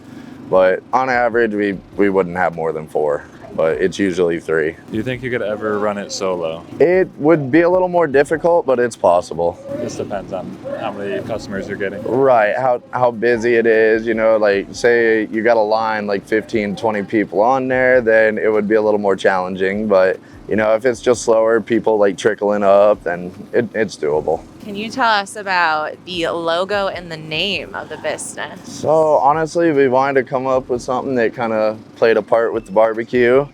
So, you know, if you smoke a bunch of food, that little ring around the outside, like the pink ring, it's called a smoke ring.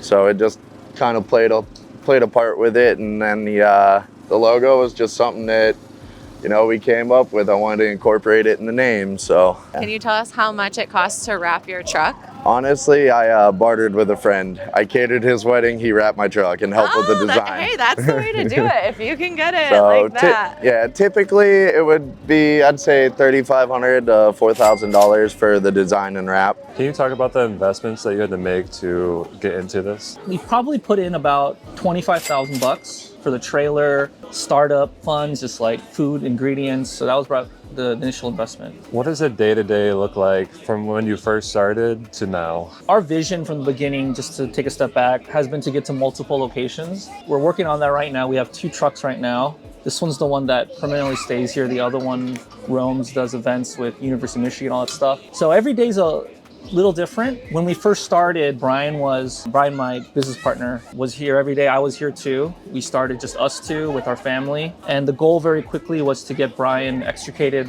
out so we can continue to work on the business and expand while this one runs on its own. And now essentially Brian, because I handle all the back end, you know, I handle accounting, HR, all that stuff. Brian is responsible for day-to-day ops. He is essentially, at this point, more of a delivery driver of ingredients. We got an amazing team that, you know, cooks, you know, serves, you know, does all that stuff on a day-to-day basis. So it sort of runs on its own now. And Brian will take shifts here and there to make sure that he's present. And I'll come every now and then from where I live right now to check on the business and work on other deals. So.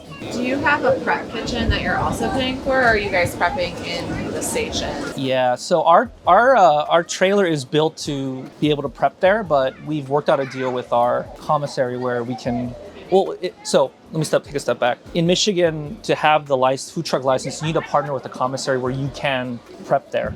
And so this kitchen here in this lot, which is also a deli, there's off days where they don't use it, where we prep the bulk of our heavily required prep foods there. And then we're also cooking as we go on the trailer. When you first started, and then now you probably have it set, how do you know how many people to staff? And then for an event, how do you know how many people to staff or how much food you need to bring? Yeah, it's kind of funny. Like when we started, you kind of think that you know and you have like all your numbers planned out, but it's just, you sort of learn that as you go. It really comes down to a choice. It comes down to based on how much we think we'll do based on last year or whatever comparable event, and then how many meals we want to push out while also managing people's schedule. So it's kind of like an art there where you want to overwork people, you know, they want time off. You also want to be able to deliver you don't want the line to be that long. It's really hard to say. It just depends on the event and the time of year. That makes a difference too, because summer and fall is like bumping, and then winter and, not spring, but winter which is very long, you know, as you know. In the Midwest, it varies for sure because of that. What are your plans on moving forward or expanding? What does that look like? Brian and I have big dreams. You know, obviously those get tempered with, you know, day-to-day operations and stuff. But our goal, and still is our goal, is to get this brand to like maybe 3 to 4 locations. You know, I have relationships, you know, in the US where maybe we can open one in a different area. And then, just sort of blow it up, what other opportunities come, whether it's through franchising or if it's through acquisition or whatever, to like sell this brand. And we love it. And What's crazy about it is we kind of started going into this with Bao Boys as at the forefront, and which still is. But it's wild, just all these, once you start, like all these opportunities for like different things we never imagined have come. Multiple businesses have asked us to like maybe take over. And so we're still figuring it out and trying our best to like navigate what the right move is for us and our family. But right now it's just keep growing Bao Boys and feeding as many people with it, which is kind of the goal right now. So would you guys ever consider, or have you ever considered doing a brick and mortar, or do you want to keep this something that's always going to be mobile? We did. We were very close to building out downtown, and the math was just too, for us, it was too much. Like we'd be overstraining ourselves with rent and how much we have to figure out how to get money to build it out, and we just weren't at that level yet. In the future, if an opportunity comes where the kitchen's been built out and we have an owner who wants to partner with us and bring this in, we may consider, but we're open to everything. It just has to make sense. If you were franchising, because you did mention that before, is it something you would want to franchise as a mobile business, or is that something where it might turn into more of like a brick and mortar type of option? Yeah, again, there's benefits and costs to it. We've thought about, I mean, we're open. So like if we went, for example, just to give us our thought process, if we were gonna do the food truck, what's good about that for potential franchisee owners would be that they can, for very little startup, get, you know, their own business. And then we'd have to build out a kitchen to like pack the food and like, you know, get all that, you know, bottled up and everything. So that's that. In terms of like value play and like more kind of being legit, I would say, you know, if we could get one brick and mortar and build it out and prove it, then I guess the zeros go up in terms of like the type of person that wants to do it and the scale they can do it at. So we've kind of prided ourselves on being flexible, I think, is sort of where we're at with that. Are you guys like sourcing locally? Are you guys switching your menu based on time of year? How are you guys doing that? Or is it kind of just say standard and you have like a supplier and that's how it? Yeah, it's pretty standard. I think if we were like a bigger scale brick and mortar, like we wear the chef coat and we're here in downtown Auburn, we would maybe do more of a locally thing. We use local suppliers like for our veggies and some of our Asian ingredients. In terms of like the meat and the stuff, it's just not, for us, it's not sustainable to do that from a business standpoint. Oh yeah. Yeah. When we started, we used a local meat supplier and it was great, but just the price point and the reliability and stuff was just, we kept growing and it was just straining for both people. Everything for us lately has been to like minimize the variability of things, so we can, when things are out of our control, there's less of it that happens and most of it is in our control. So you did say your total investment cost, but maybe breaking down like how much maybe like the truck was versus ingredients versus employees. The bulk of it is in the truck. So let's say of 25K, 20K is for the truck. You have like odd and end license things you have to pay for. Maybe I'd say round it to like $1,000 for the city and health and fire, all this random stuff. Labor for, I mean, like when you start, like I would just start with you and your family and just every dime that comes in is just goes to your paycheck. A lot of things, there's a lot of regulations that you have to get into because a lot of our staff's paid like $25 an hour-ish. And we can do that because of the tips. So like tips make a huge difference in the food industry. Just so you know, whenever you're tipping a company, a restaurant, essentially 100% of those tips go to, you can't be an owner. An owner cannot, or manager cannot take those tips. It has to go to the, and there's a couple rules around it where it's you can either pull it or it goes to the person taking the order. We're interesting because everyone's sort of doing everything, so we just pull it. That's a huge part of the financials in terms of payment to the labor, which is great. I'm glad we can pay that much. Food costs, I would say figure out your conservative estimate of what it would be to break even, earmark 30%. Like if you're gonna sell 100 things and $10 each, $1,000, bring $300 to the table to buy the ingredients to start. Yeah, I mean, that's kind of it. In terms of overall breakdown, I would say 30% food cost, 30% labor, 10% rent if you're paying rent, And then I don't know where it all goes. It just goes somewhere, but it goes somewhere is what I would say. But it's fun. It's great. And, we're very happy that we can add to the community and build a brand and just, so it's great. Would you recommend setting up your food truck at like a gas station or somewhere else? Do you think that would play a difference in your sales? I can't imagine setting up anywhere else other than this situation here, just with the synergy of it. And this is like surrounded by like the neighborhood, so they just come here and hang out. I would say pick a place.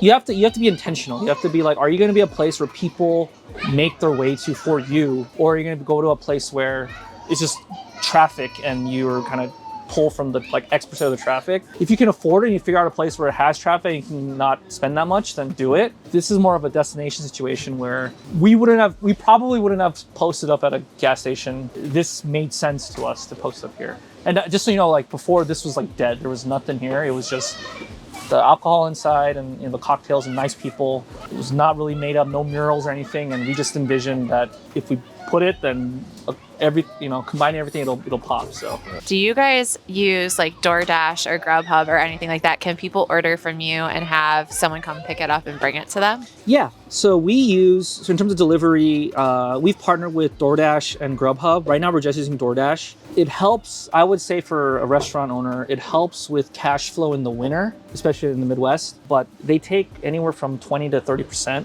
of the ticket. It's not exactly like a profit maker, but it keeps your doors open. It keeps your, labor, with a job and stuff. So, but there are times when I'd be like, hey, we need $1,000 to come in, and Grubhub gives us $1,000 and we're happy, So it's a relationship that is kind of, you need to have at least maybe one, but it adds other operational complexities that you just have to figure out, like another tablet and, Gotcha. More complex. Do you guys get a decent amount of orders on it, or is it mostly just on foot traffic? Most of it's here, but I'd say 10 to 15% of our sales. So it's not a material amount. It does add. Yeah, and then it is the first thing though we shut off if we're slammed here with in person, because we can't promise that the food will be available or ready in a quick enough time. Can you talk about the investments you had to make to get this food truck? Yeah, and so initially you're always going to have to make the investment for the unit itself, and luckily for mine, it came with all of the equipment because someone else had started a food truck. And so it came with everything from most of the equipment to the spoons to the bowls and everything you needed. So we got pretty lucky there. Then after that, you got to go through quite a bit of a process to get a bunch of licenses. So you have to get a few tests run to make sure that all of the equipment is up to standard and safe to run, insurance, and so you got to jump through quite a bit of hurdles to get it all to the finish line. But once you get your license, it's kind of smoother sailing from there. I would say at least probably look at spending somewhere between, I would say especially now, probably a bare minimum, if you could find a used one, maybe $50,000, just depending on what kind of equipment it has on there and how big it is. But I'm sure you might be able to find trailers and things like that cost less, depending on what you need. This was a situation where I wasn't really searching and looking around for different vehicles. It was just kind of the one that was found and it was at a specific price. That's kind of how it worked out for that. But each truck is different, and so the prices are going to be different. And depending on what your needs are for whatever your concept that you want to launch. This truck is 30 feet. It takes a lot of gas to run, so a lot of different factors to think about. It's also from the 80s, late 80s truck, and so it's old, it's carbureted, faithful, but some of the newer trucks might, be a little more updated, better engines and things like that. So it's a lot to factor in when you're thinking about the price of a truck. Could you ever see yourself turning this into a brick and mortar restaurant or full-time? Yeah, I mean, I think I can definitely see it being a full-time food truck. That's definitely something I want to get to, but I feel like I don't know if this is advice or a tip for anybody, but I feel like one of the things me and one of my friends talked about is a lot of times people for business, they kind of jump off the porch, and a lot of times you end up falling on your face, and you definitely learn lessons. But for me, I wanted the transition to be a little easier. That's why I really value kind of continuing to work my 9-to-5 job and, do this kind of as on the side right now just to learn all the lessons and come up with the systems and do the thing. Whether that'll be me when it's full time and taking it out, that remains to be seen, and we'll see what that looks like. But I also envision a future where we do something different, just because I think the way that my brain works is just different. And this probably will sound funny and self-deprecating, but I feel like it's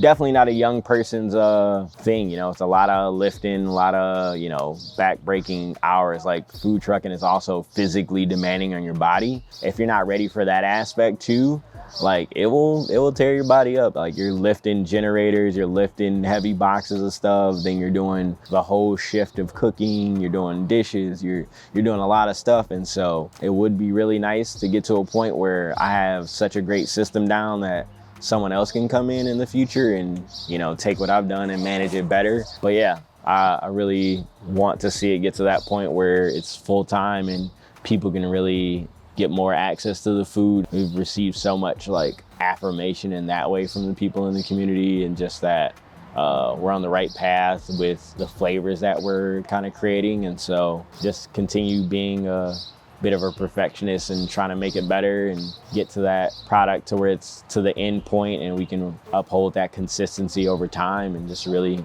continue to serve. Can you talk about the menu and what inspired that? Like I said, I got licensed the day before the event that I had scheduled. And so like that week, I'd already had a concept of what I was gonna be doing. It's the way that I cook and the way that I really kind of find new things to cook is a little bit based on like ADHD. And so I usually hyper focus on one thing for a while. This time it just happened to be jerk chicken. And so I had been kind of meal prepping this marinade to use on chicken and how to do that for a while. And so when the food truck became a real thing and you had an event on the books that you had to do that week, it's all right, now order the ingredients to do the thing. And so the items on my menu, the jerk chicken Philly cheesesteak, I'm a real big cheesesteak fan. So sandwiches for me are always it's a good thing. You know, I love a good sandwich. And so the chicken sandwich, I think it's classic. Can't go wrong with chicken sandwich, a jerk quesadilla, and then our loaded jerk fries. French fries are a thing that I think are such an important staple in just like people loving food. So loaded fries were kind of an easy low-hanging fruit. And then my mom's banana pudding. It's something that my family often devours at family gatherings. And so we just kind of found a way to adapt that and be able to make it on the truck. So yeah, that's the menu. And it really just kind of came from just where I was at the time. And then also when you're going through the food trucking process, you have to explain on your standards of procedures, what you're going to be cooking and how you're going to be cooking and all of those things. And so with the equipment that I had on the truck, that also kind of pushed me into cooking a certain type of food in a certain type of way, because with only a flat top at the time, I only had a flat top and a rice cooker is all it came with. And so I added the deep fryer to add just like some more capacity, but essentially all I had was a flat top and a rice cooker. And it's like, all right, what are you gonna make with just a flat top and a rice cooker? And so I was kind of limited in that way. I really wanted like an open flame or fire, which is something I hope to add really quickly here in the future, with just like some grills and things like that to give my true essence, which is probably grilling and barbecuing. And so yeah, that's kind of how the menu came to be, and just continuing to work at mastering the base menu, and then we'll start to add on kind of other parts of the menu too as we keep going on. What is your best seller? The loaded fries, easily. Most of the time, it just depends on where we're at too, I guess. The loaded fries are definitely like the most consistent #1 seller, but the Philly and like I would say at Pickleball, they're not the #1 seller. The loaded fries, they're usually my #1 seller. But at Pickleball, the chicken sandwich and the jerk Philly are my #1 sellers. When I went to the Barry Roubaix, I think it changes. It just depending on your crowd and the audience and the event that you're catering to at the time, it really changes just from that and what people are gonna kind of draw to. But I would say overall the loaded fries, but just depending on the event, like a new favorite can emerge really quickly. When you go to these events, how do you know how much food to bring? Are you trying to sell out, or do you always have enough to keep going? I would love to sell out at every event. And so right now, I would say at most events, unless I am going somewhere where I know it's gonna be like really, really big and long event, I'm usually going to do just like a 40-pound case of chicken, which stretches a lot for the items that I make, and it usually does me pretty well. And so we have been getting to that point where we're starting to sell out of food with that. And so as that line approaches of, you know, yes, you can run out for a bit, but not for forever. And so starting to make sure that we keep just a little bit more on hand, especially if it, you know, continue to find ways to give back. And so one of the things that I do for work is I work at a place called AYA Youth Collective, and we do some really cool work around addressing like youth homelessness. And so every time that I have like leftover like chicken or stuff from the weekend, I'll then take it down there and donate, and then they can repurpose it into like mixing it with like some pasta noodles and some Alfredo sauce, and now they have like a meal that they can serve into the community. So really kind of make sure that we're not wasting product also. And so just trying to create a different way to do business so that it makes sense. What are your plans for the future? What does growing your business look like? Our plans for the future are really just continuing to grow the business. We just launched or started the website, so getting that done. Another thing that we really would love to get accomplished this year is getting the truck wrapped. The truck is quite large, 30 feet long, and so it's a lot of surface to cover. That really factors into how much it's gonna cost, which we are not 100% sure of what that looks like yet. And so continuing to do events to get the money in the bank so that we can make things more efficient on the truck as we go throughout this year and the rest of 2024.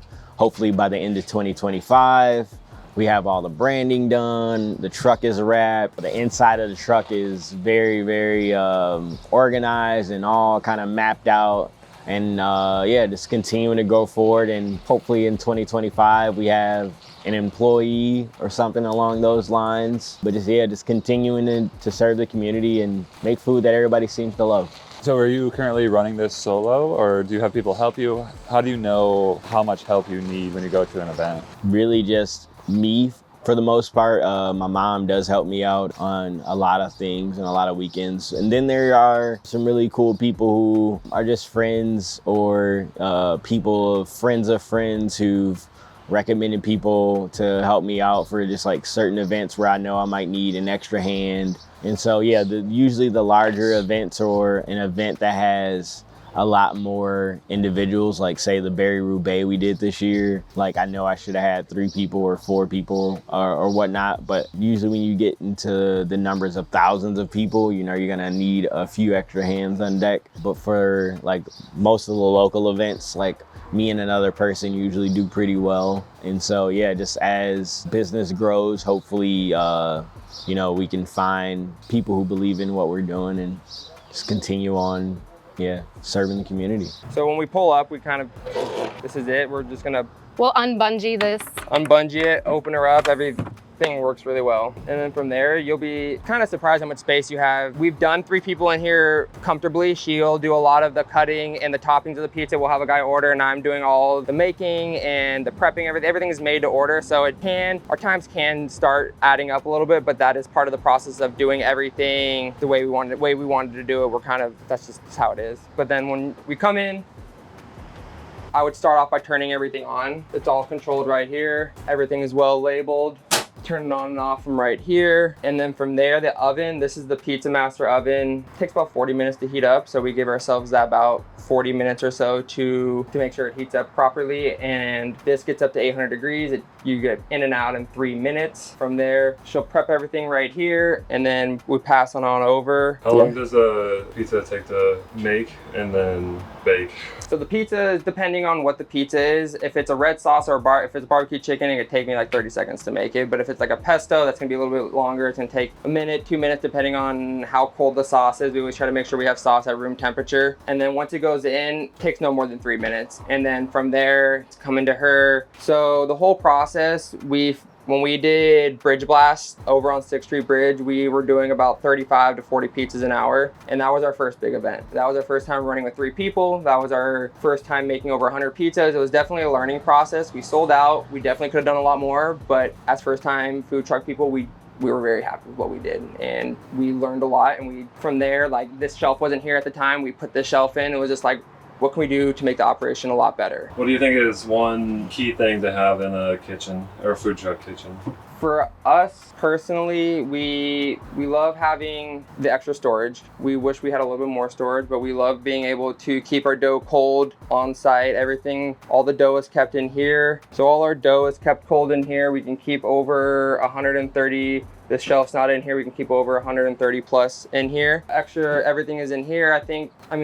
We're still figuring it out. Still a whole process. We even have a 3 sink compartment, which is crazy to think about in this tiny little truck. It's definitely something that, like, you could come back here in 2 months, we could have a new piece of equipment. It's something that is forever changing and growing, and we're figuring it out. We're asking a lot of questions, doing a lot of research, and trying to figure out what best suits us. But so far, I think with our design, we love what we're doing so far. We love our product that we're able to make. And I like how we did it. For example, we just put this up today and we had boxes here. And like, our philosophy as we were doing it is we started and we didn't put too much in place. We figured out what we're organically gonna need. So like this shelf, for example, we didn't have this on our first week. Brandon was like, he had everything shoved up here and he was like, okay, I do need a shelf right here. So then we put that in. Then we figured out, like, as we were passing gloves back and forth, that we would very much need one in between. So we figured out more organically what we would need before we put it up there and then redid it. You asked what a key thing is that a lot of people think. An AC. An AC is huge. Oh, it's so nice. We for a pizza food truck, or probably any food truck. I mean, I'm sitting by 800-degree oven. It's still hot for me, but overall, the AC is something that if you can figure it out, I would definitely invest in. It's one of those things where it's like, for those 4 months or 3 months of Michigan heat, it's worth it, because that's your prime season. You don't want to be dripping sweat trying to cook food the whole time. It's not fun. The AC is definitely one of those things where we were asked if we wanted it and we were kind of in limbo about it, but he in Florida said, you're probably gonna want it, and so we did it. He was right. Say how much the van was when you purchased it? The van was a good deal. Very good deal. A good connection. Yeah, a very good friend who owns a custom woodworking company. They ship all their tables out across the country, and they were getting all new vans, and he reached out to me, knew what I was looking for, asked me if it would work, told him I would get back to him. We then were like creating the idea, and we realized we're like, I think we can get this to work. We're just like, you know, if people are gonna look at it, it's gonna be small, but it's gonna work for what we need. And then from there, I mean, like, the van itself, we had a lot of work done to it. We've had the transmissions done. We've had a lot of things done before we even fitted it out, because we didn't want to make sure we were buying a lemon. We made sure it was gonna sustain us all through the summer and we weren't gonna break down. So that expense was pricey, but it's worth it at the end. And then the label, the logo and all that, you know, that you don't really realize that you have to do that, and then that adds up. So this and the back was $550. We're gonna have a local artist paint the other side. We're gonna try to just, you know, pay them, you know, let them showcase their art a little bit, because I don't really need this logo everywhere. I kind of want to, you know, make it a little bit fun. And it's also kind of like reinvesting back into Michigan, paying someone else to be creative, which definitely goes with our philosophy. Do you have to have an operator's license to drive this? Nope. You just need a driver's license, your standard driver's license. And do you guys have to have any other, like, insurances or anything else like that? So we have our licensing to operate food out of the truck. We have insurance and licensing to operate out of the commissary kitchen. Then, like, within Grand Rapids, you have to have your licensing. So it's all, and that was a process that we were learning as well. So as we're like talking to the fire department, they were like, you know, it's like, well, what's the next step I should do? And then they'll kind of, you know, if you ask, most people are more than willing to help, especially when they know it's your first time. They're going to be more than willing to help you. You just kind of have to ask. It may come across like you don't know what you're doing, but I don't know what I'm doing. So I'm definitely just going to ask, because you don't want to pull up to an event or pull up somewhere or email somebody and they'll be like, do you have this? And you'll be like, oh, no, I don't have that. So it took a lot to figure out, but you need insurancing or licensing wherever you're prepping food, whether it's the truck, the kitchen, you need to be insured and licensed. What does your like day-to-day look like throughout the week? Right now, our day-to-day is kind of, sometimes it flows a little bit better than other days. Sometimes I can get here and I realize that I forgot the pizza cutter and the barbecue sauce or something. That's just because, it's just a mad scramble right now, really trying to figure out that flow. I know it's all gonna come together. Like, we're not disorganized people, but just with that process right now. But day to day, when we're here, if we're coming to an event, we'll go to our commissary kitchen, prep anything that really needs to be prepped, load the truck up. How long does that take you? Prepping everything is done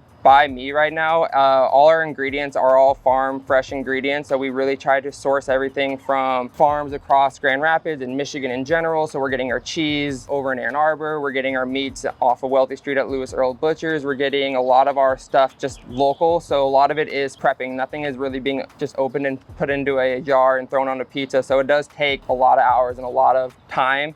The dough takes about 4 hours for the most part. So if we're not at an event and we're not doing anything, I'm probably prepping. And then when we are, I'm probably prepping the morning of and then loading the truck up and doing it again and then cleaning. And it's just kind of an ongoing cycle right now. And I know in the next couple months, we'll really have it down to where I can prep a lot of things, take a couple days off, and then. Can you talk about your plans for the future? We don't have a clear vision with what we want. I mean, we've talked about it. We're coming more to an idea that we're gonna stay with one truck, and then when another opportunity presents itself, we wanna expand more into a brick and mortar. If that brick and mortar is pizza, it is, but we're not sold. We do a bar, we could do a cafe. We are very much open to the idea of whatever presents itself. The thing that will remain constant is like our philosophy behind it. Whatever we do will be like farm to table. It will be as sustainable as we can reasonably be, and we'll try to work with as many like local companies and partnerships as we can. But what we do specifically, we're pretty open to it at this point. So then why did you guys choose pizza for the truck?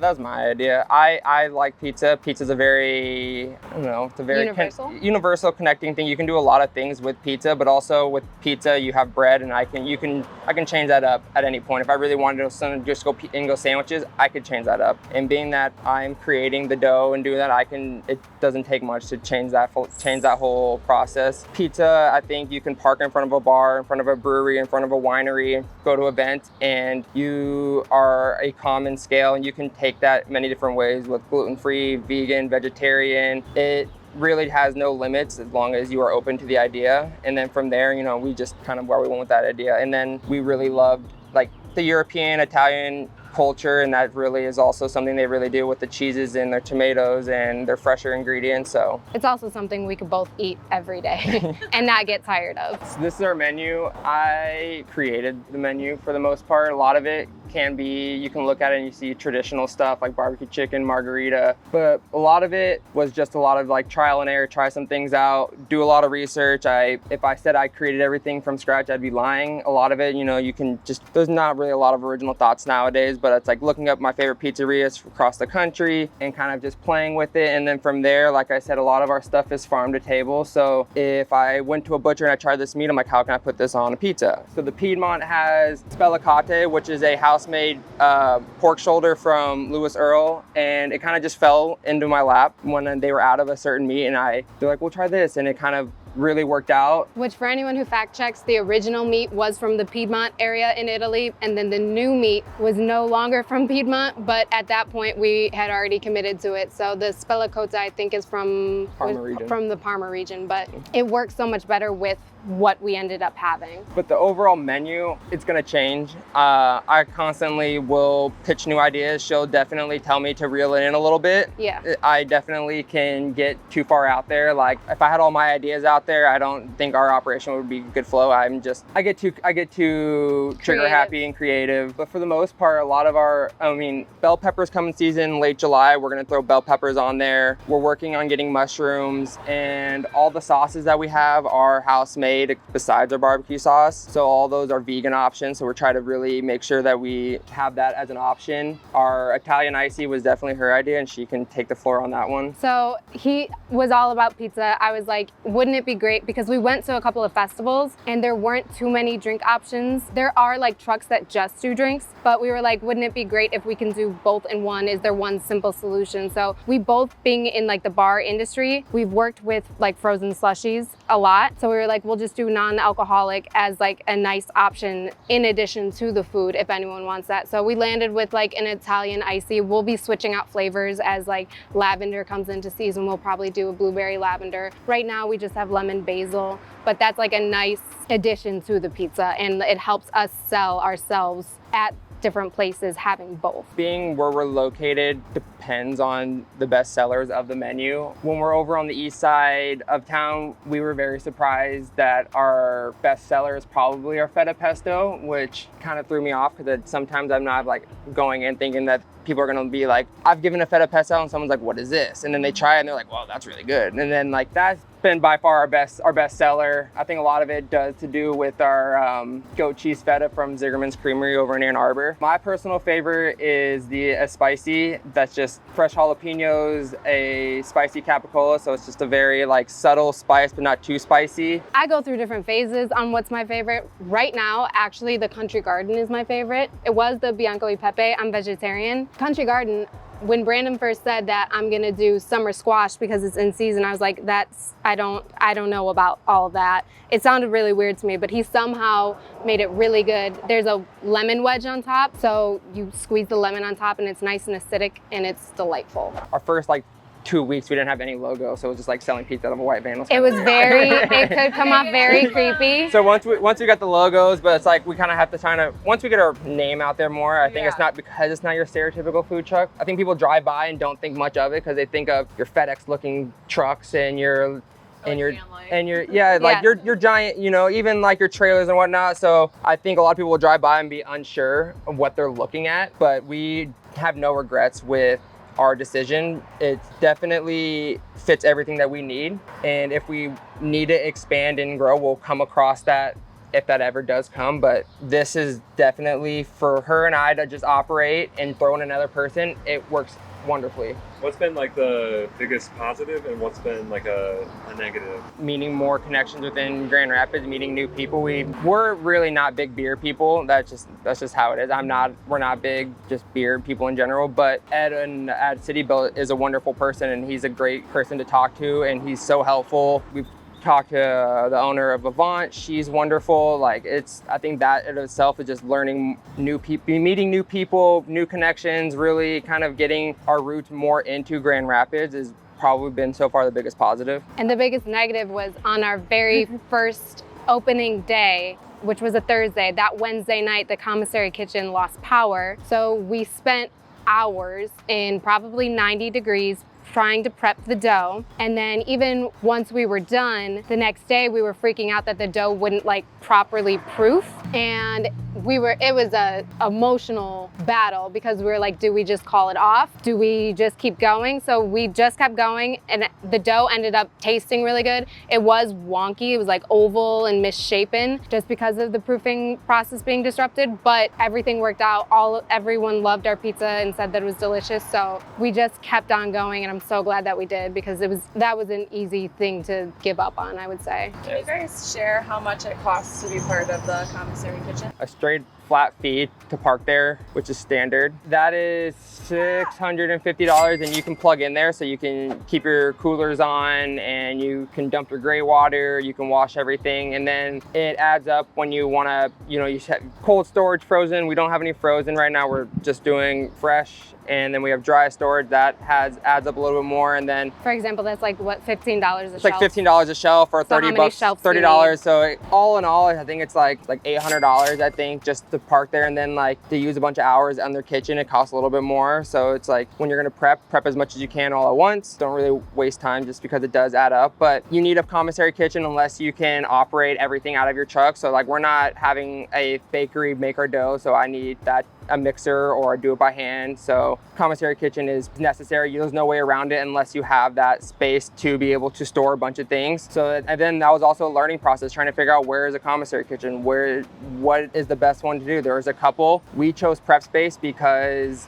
of its location, the people around there. There's a lot of food trucks that stay there. That also helped us gain more events and more understanding of what to do. And everyone in the food truck community is super helpful. They're really if you nice. ask questions, they will answer it and they'll guide you through the whole process. There's people that have been doing it for a year, 6 years, 7 years. They're so helpful, and so that's kind of why we chose prep space because of that whole community. Do they provide you guys with equipment and things like that, and then you just are essentially paying for the space and the time there? They provide like the commercial kitchen, and so you just rent it out. You just time block it out.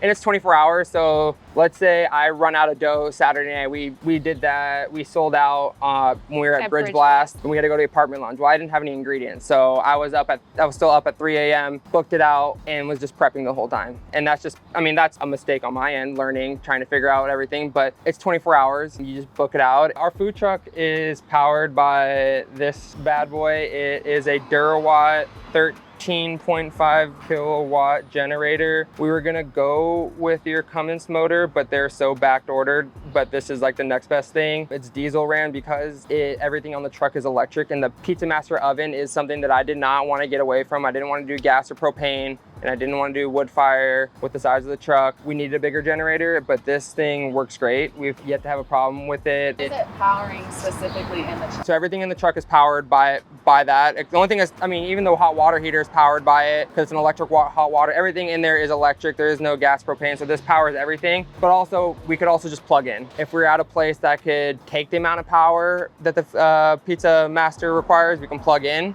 But when we're like plugging at the commissary kitchen, we can just plug in, just turn the fridges on. But for the most part, this is it. This powers everything. Surprisingly, it's not that loud. It is loud for a generator, but for as much power as it generates, it is very quiet. So tell us how you guys came about like getting the money to invest into your truck. That was another process of in itself. We reach out to banks and we reach out to other loan companies, and most of them are too big for what we need, and we don't have the history to secure the loans that we need. A lot of people won't give us what we need for obvious reasons. We don't have the history. So it just took some research, and she stumbled upon Grow, which is a nonprofit organization within Grand Rapids. You kind of submit a plan and whatnot, and then they reach out to you and you tell them how much you need. There's a maximum number. You can get anywhere from like $1,000 to $50,000 from them, and it's a nonprofit company, so you have to fill out, you have to do your business plan, you have to submit like projections. It's very much like they want you to do your homework to make sure that you are a feasible candidate for them, because a lot of it is like there are a lot of grants that go into them. There's a lot of stuff that there's a lot of risk for them, because we are two people that have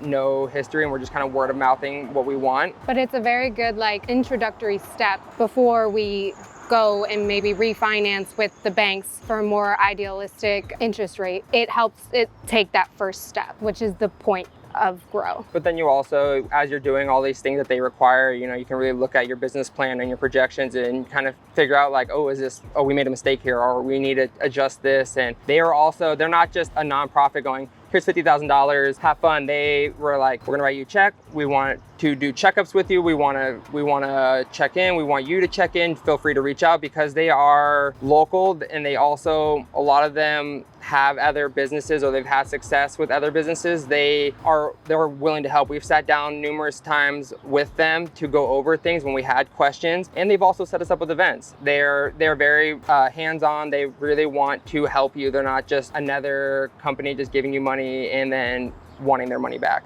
So this next truck is the first one. We built it out in 2016. We actually bought it from Miami, which was an interesting process. I went down there to negotiate with this guy, and we came to an agreement, and then he couldn't find the title.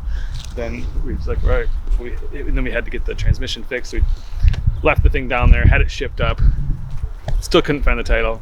I think weeks later, we finally got the title mailed to us from some guy in England or something. I'm not sure what happened. It was like a business partner that moved overseas, but that was a whole interesting process. And then after a few, I'd say after a few months, pretty much everything on the truck broke. I mean, it seemed like they probably just sold us a lemon. The generator went out, the oven went out, everything, water heater. So we basically started from scratch. Probably 3 months later, we're like, all right, let's just buy it all brand new, top-notch equipment, just so we don't have to be worrying about, because obviously you don't ever want to have to cancel on a catered event. You don't ever want to be breaking down while you have a line of people. It's just money out the window. So yeah, we invested in, I guess I could show you this generator. Oh yeah, here are the chickens. Part of storing stuff on a farm is There's always chickens around. This generator is a Cummins Onan diesel, good for 40,000 hours. We go through about 2,000 hours a week. Basically, like, gonna be like the lifetime of 3 food trucks. So, you know, like the engines will die before that goes. So that's one thing we don't have to worry about, which is nice. This is a 2002 Utilimaster. We bought it with 250,000 miles on it. We've already had to replace the engine twice. Don't ask. Added the wood to the side. At the time, it was totally wrapped. We stripped all the wrapping off, had it custom painted with this gunmetal gray, and then applied the graphics and yeah, made it our own. That was in late 2016, early 2017. And yeah, come on board. Right now, nothing's on or plugged in, so it's a little bit dark, but yeah, this is the OG truck. So I guess the process, you know, they're ordering at the window, type in the order here. So the person on the make line is already topping the pizza and putting it in the oven. It's only 4 minutes in the oven, so we can have about, so I said, you know, it's a conveyor, but we can have about 81 pizzas coming through per hour. And then when it's really busy, we have a little window in this back door. So the order comes in here, through the oven, box it up, straight out the back window. But 9 times out of 10, we're just using this window for both ordering and pickup. So that truck is headed out to Sawyer's Brewing Company in Montague. We do quite a few breweries a little bit further out of town. We do Sawyer's in Montague, Fetch in Whitehall, Arclight in Watervliet. We do Farmhouse in Hudsonville. A lot of times we'll do these breweries that are further away because if you go to a small town, you kind of make it a big deal, advertise it. Using Facebook as a tool to market those events is pretty effective. Just saying, hey, here's the date, here's where we're going to be, and then engage with the community that way. See how pretty they are? We really like to push this because everybody seems to think that we're one or the other. And because we make fun of both sides, they always focus on the thing that offends them. And so people on the right think we're left and people on the left think we're right. They're all crazy. We are just supportive of the pizza party.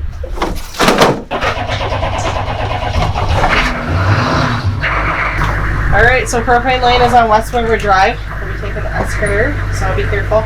So how long have you been working for Pizza Parliament? I've been working for Pizza Parliament since April. I just started driving the truck, and then there was a switch in management, and so then I became like the number 2, I guess you could say. Justin's owner. I basically I do like ordering, I help with scheduling, stuff like that. I basically do like make sure there's maintenance on the trucks, make sure everybody's doing the right stuff.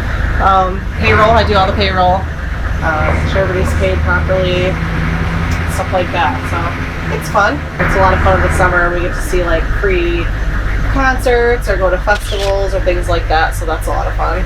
It's kind of like you're hanging out with friends too. We all get along pretty well. Pretty chill group. So. How many hours are you working in a week? For me, it's like a 24/7 job. I work a lot, and I have a family too, so that's kind of hard to struggle when I have 2 young kids. So I work a lot. Right now, it's gonna die down a little bit, but this summer when I took over in August, I mean quite a few 60-hour weeks with like constantly getting dough or like stuff from Gordon Foods. I mean, we need cheese and pepperoni and all that stuff, and stocking trucks in the morning. I help Penny stock trucks in the morning because sometimes she has 3 to do and they're all coming at like 10:30, 11, so it's like she can't do it all by herself. Between that and just making inventory of like what I need to order and things like that, and most of the times I'll actually pick up the orders too at Gordon's, so I'll actually physically bring a truck, sometimes this one or my own vehicle a couple times, a couple trips, or Justin's truck, and then I have to put all that stuff away too. So yeah, I work a lot. So this morning I got to Arnie's around 10 o'clock to get our dough. Dropped it off, then went home, and I won't be back till about 10 p.m. tonight. So it's a long day. It's a long day at the pizza truck, but hopefully it's a profitable one. It looks like a nice day today, so that's what we can hope for. I'm Pete. Nice to meet you. Nice to meet you. This was a category, we've been open 15 months now, and so this was one of those categories coming into it that we're like, I'm going to go after that food truck business. You'll attest to the fact that there are a lot of uses for propane in the food truck industry. Yeah, pretty much every food truck does utilize propane. So we used to fill our trucks at U-Haul, and their locations are typically run by one person. So all the rentals, all the trailers, all the trucks, one person at the counter, and then someone shows up, needs propane, and we're waiting for 30 minutes. So as soon as he opened, essentially it's a drive-through, in and out, 5 minutes. So it's a piece of cake. Yes.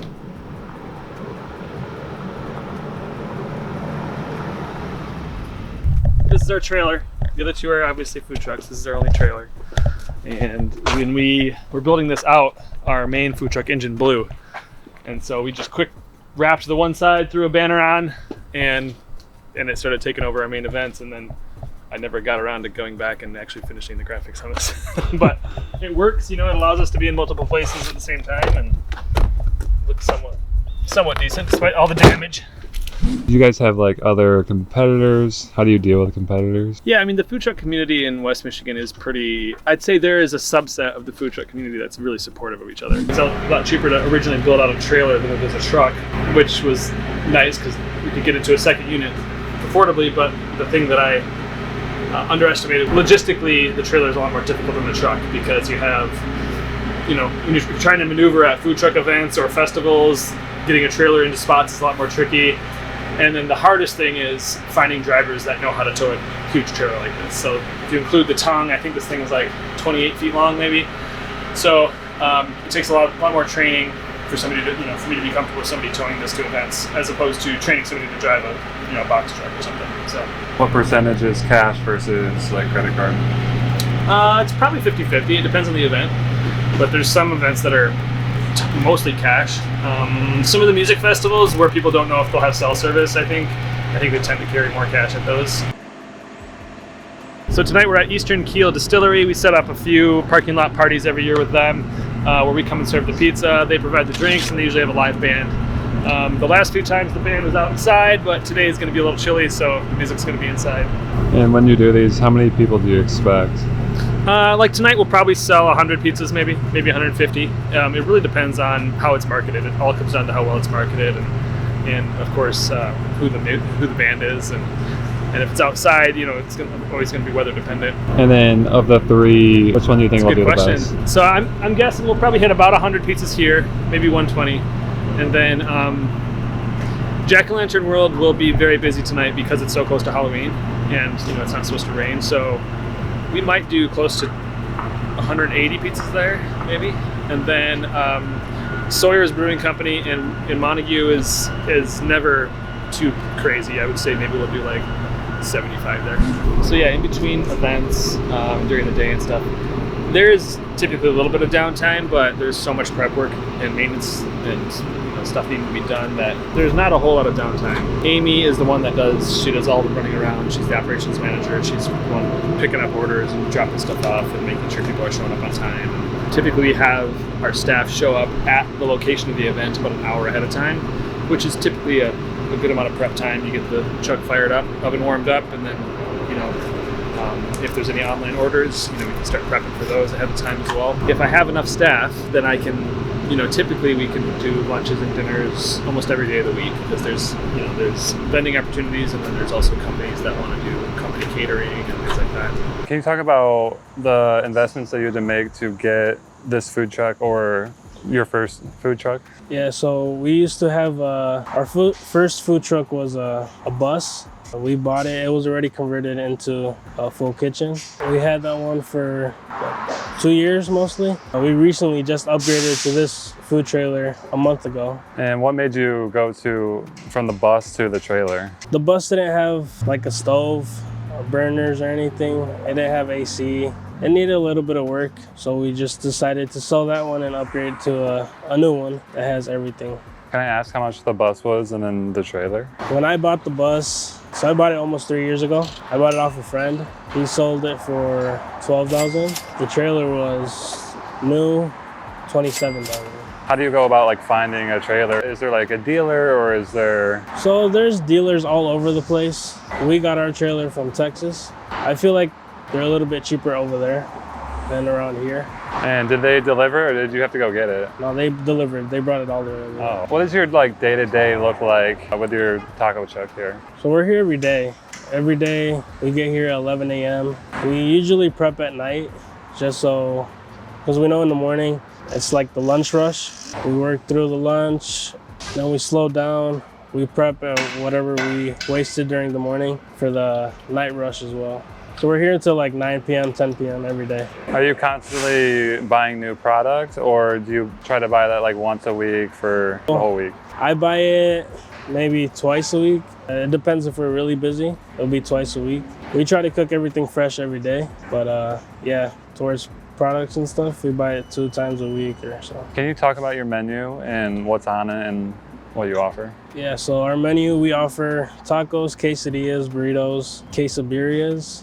We offer steak, chicken, pork, beef, shrimp, chorizo, campechano, that's chorizo and steak combined. We do different specials every day. We try to do it like every day, but if not weekly. Like I mentioned earlier, we have different dishes, Mexican dishes.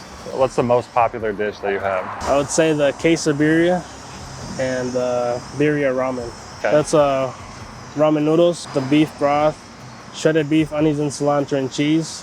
And then the quesabirria is basically the same thing, but it's a corn tortilla dipped in a beef broth with cheese, shredded beef, onions and cilantro.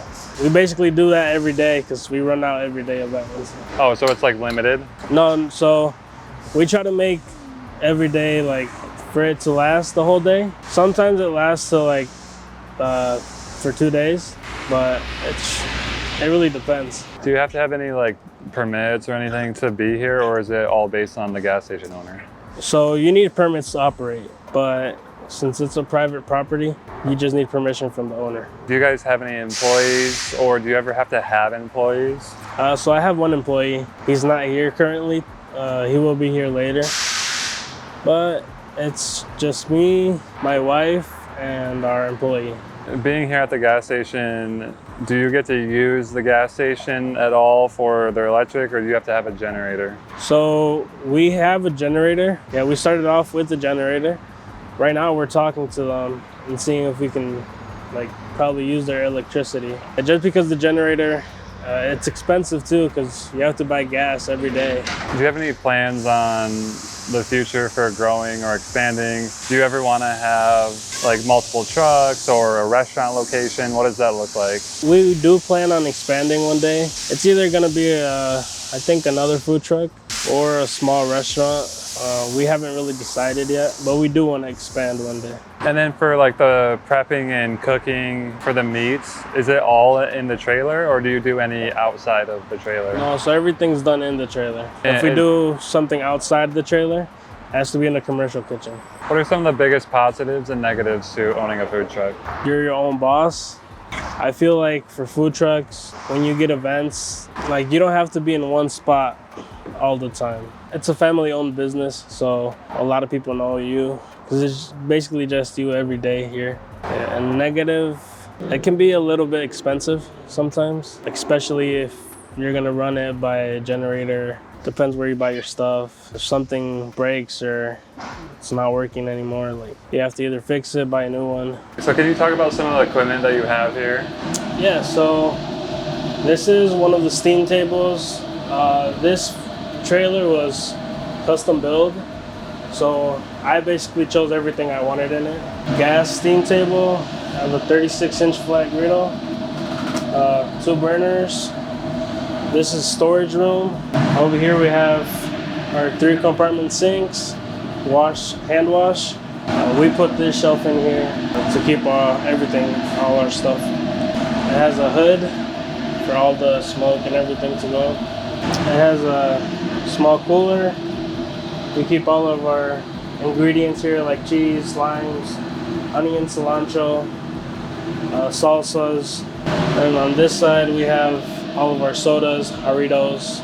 Do you guys do cash and card only, or is there any other? Yeah, we do card and cash.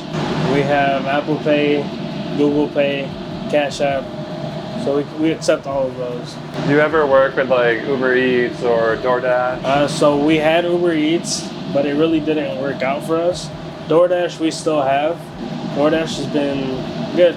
So yeah, people can order from DoorDash. They can order online as well through Spot On, our website, or they can call our number as well. What investments did you have to make? What led to getting your first restaurant? So honestly, we both were college dropouts, and we just started working, putting every penny away. We both put in about 50% in together, and we got approved for an SBA loan, and just went from there. And what led you to burgers? Why didn't you choose another direction? So it's funny, we worked for a Greek/Middle Eastern restaurant, and our favorite thing to make there were burgers. And Cal actually managed a burger joint before they laid him off because of COVID. We said it's the easiest thing to make, I guess, a burger. Anyone can learn how to make a burger. We can train someone, and one thing led to another. Can you talk about your menu and what you offer here? So we're a smash burger joint. Everything's cooked to order here. We offer burgers, chicken breasts, Philly steak subs, chicken wraps, hot dogs, a bunch of wingdings, tenders, a little bit of everything. What's the most popular? Our most popular item is probably a blazing burger. It's mostly our burgers, that or the Philly steaks. What does a typical day-to-day look like for you? A day-to-day is me waking up at 7 a.m., shopping for the restaurant. Cal's here around 8:30, setting up for the restaurant, and just here about 14, 15 hours a day. Prepping, cooking, cleaning, a little bit of everything, 7 days a week. What led you to get a food truck? So we did a festival back in 2021. It was a midnight festival from 11 p.m. to 4 a.m. We did it as a tent with a small griddle and a small fryer. And we realized in a 4-hour span, we did over 2,000 tickets, and that one griddle and one little fry was gonna cut it. So we led into it and did it again this year with a food truck, and did about 7,000 tickets in a night. Going into the future, what does it look like? Are you gonna get more food trucks? Are you gonna get more restaurants? How do you plan on expanding? So the plan is hopefully by the end of this year or starting next year, we want to sign a lease for a brick and mortar like this in the west side of Ann Arbor. And also every location put a food truck with it. So hopefully location, food truck, location, food truck, and go from there. What are some of the positives and negatives to owning a restaurant? Negatives, it's hard to find good help. Honestly, the people we have here is great. We've had the same staff for almost a year now. It's hard to get people in, and I don't know. I mean, another negative, cost of food is changing every single day. Gas, water, all adds up. I mean, the positive, you get to feed people. Like she comes here maybe 3-4 times a week. You know, we're a name-to-face basis. You get to feed families. I get to be around people I grew up with, so I can't complain, you know. It's a family-owned restaurant. You know, Cal and I are cousins / friends, my brother, my father. Everyone here knows each other, you know. What are some of the main equipment that you need to run a good restaurant? So a burger place like this, we have 2 fryers, one 80-pound and one 30-pound. We have a griddle, a couple burners, warmers. We need that because everything here is cooked to order. We don't have anything that sits in a machine to stay hot. We only use our warmer for fries and cheese and chili. I mean, you need a great POS system. We have an online system that we get maybe 100 tickets from every day.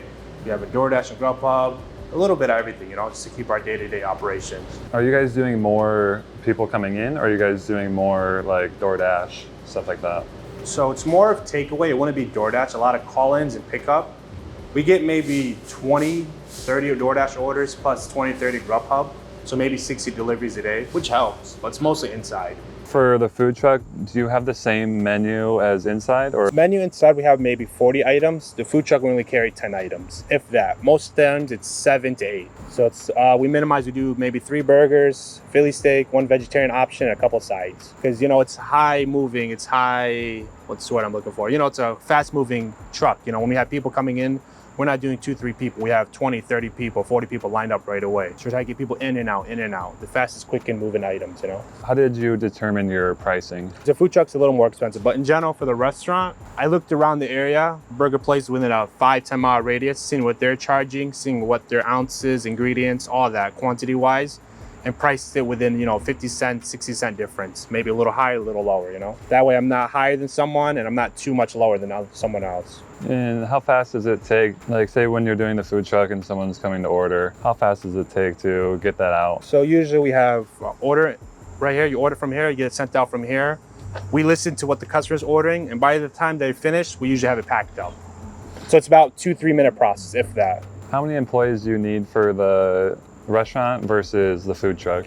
So Monday through Thursday, we do 3 people in the morning and 4 people at night. And then Friday, Saturday, We do 4 people in the morning and 7 people at night. And then Sundays, which is our slowest day of the week in the restaurant, we do 2 people all day, 2 or 3, depends, because we're only open 7 hours.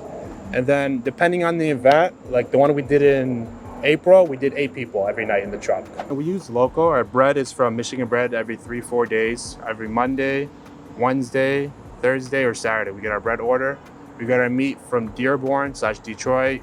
Same thing with our veggies, cheeses, and whatnot. We try to stay with local businesses because, you know, we're a small local business as well. We like to give back and vice versa, you know? Can you just run us through like maybe a process of making a burger? Yeah, so right now we're making a grilled chicken sandwich. It's a fresh chicken breast. We throw on the grill and we season on the spot. And we got our table right here that's all fresh veggies. We dress the sandwich from there. Our sausage, which we make most in-house. We got our cheese, bacon, our Impossible patties. We got 2 fryers. Like I said, everything's cooked to order. So if you order fries, it's thrown right into the fryer. We got our mac and cheese being boiled for the day. Yeah, this is our prep area too. So we got our jumbo fridges, our medium ones are freezer, our milkshake/smoothie section, prep sink, you know, everything's done back here. So we use 80/20 ground beef, which is halal. It's just the way that it's slaughtered. We measure it and ball it up and serve it for the day.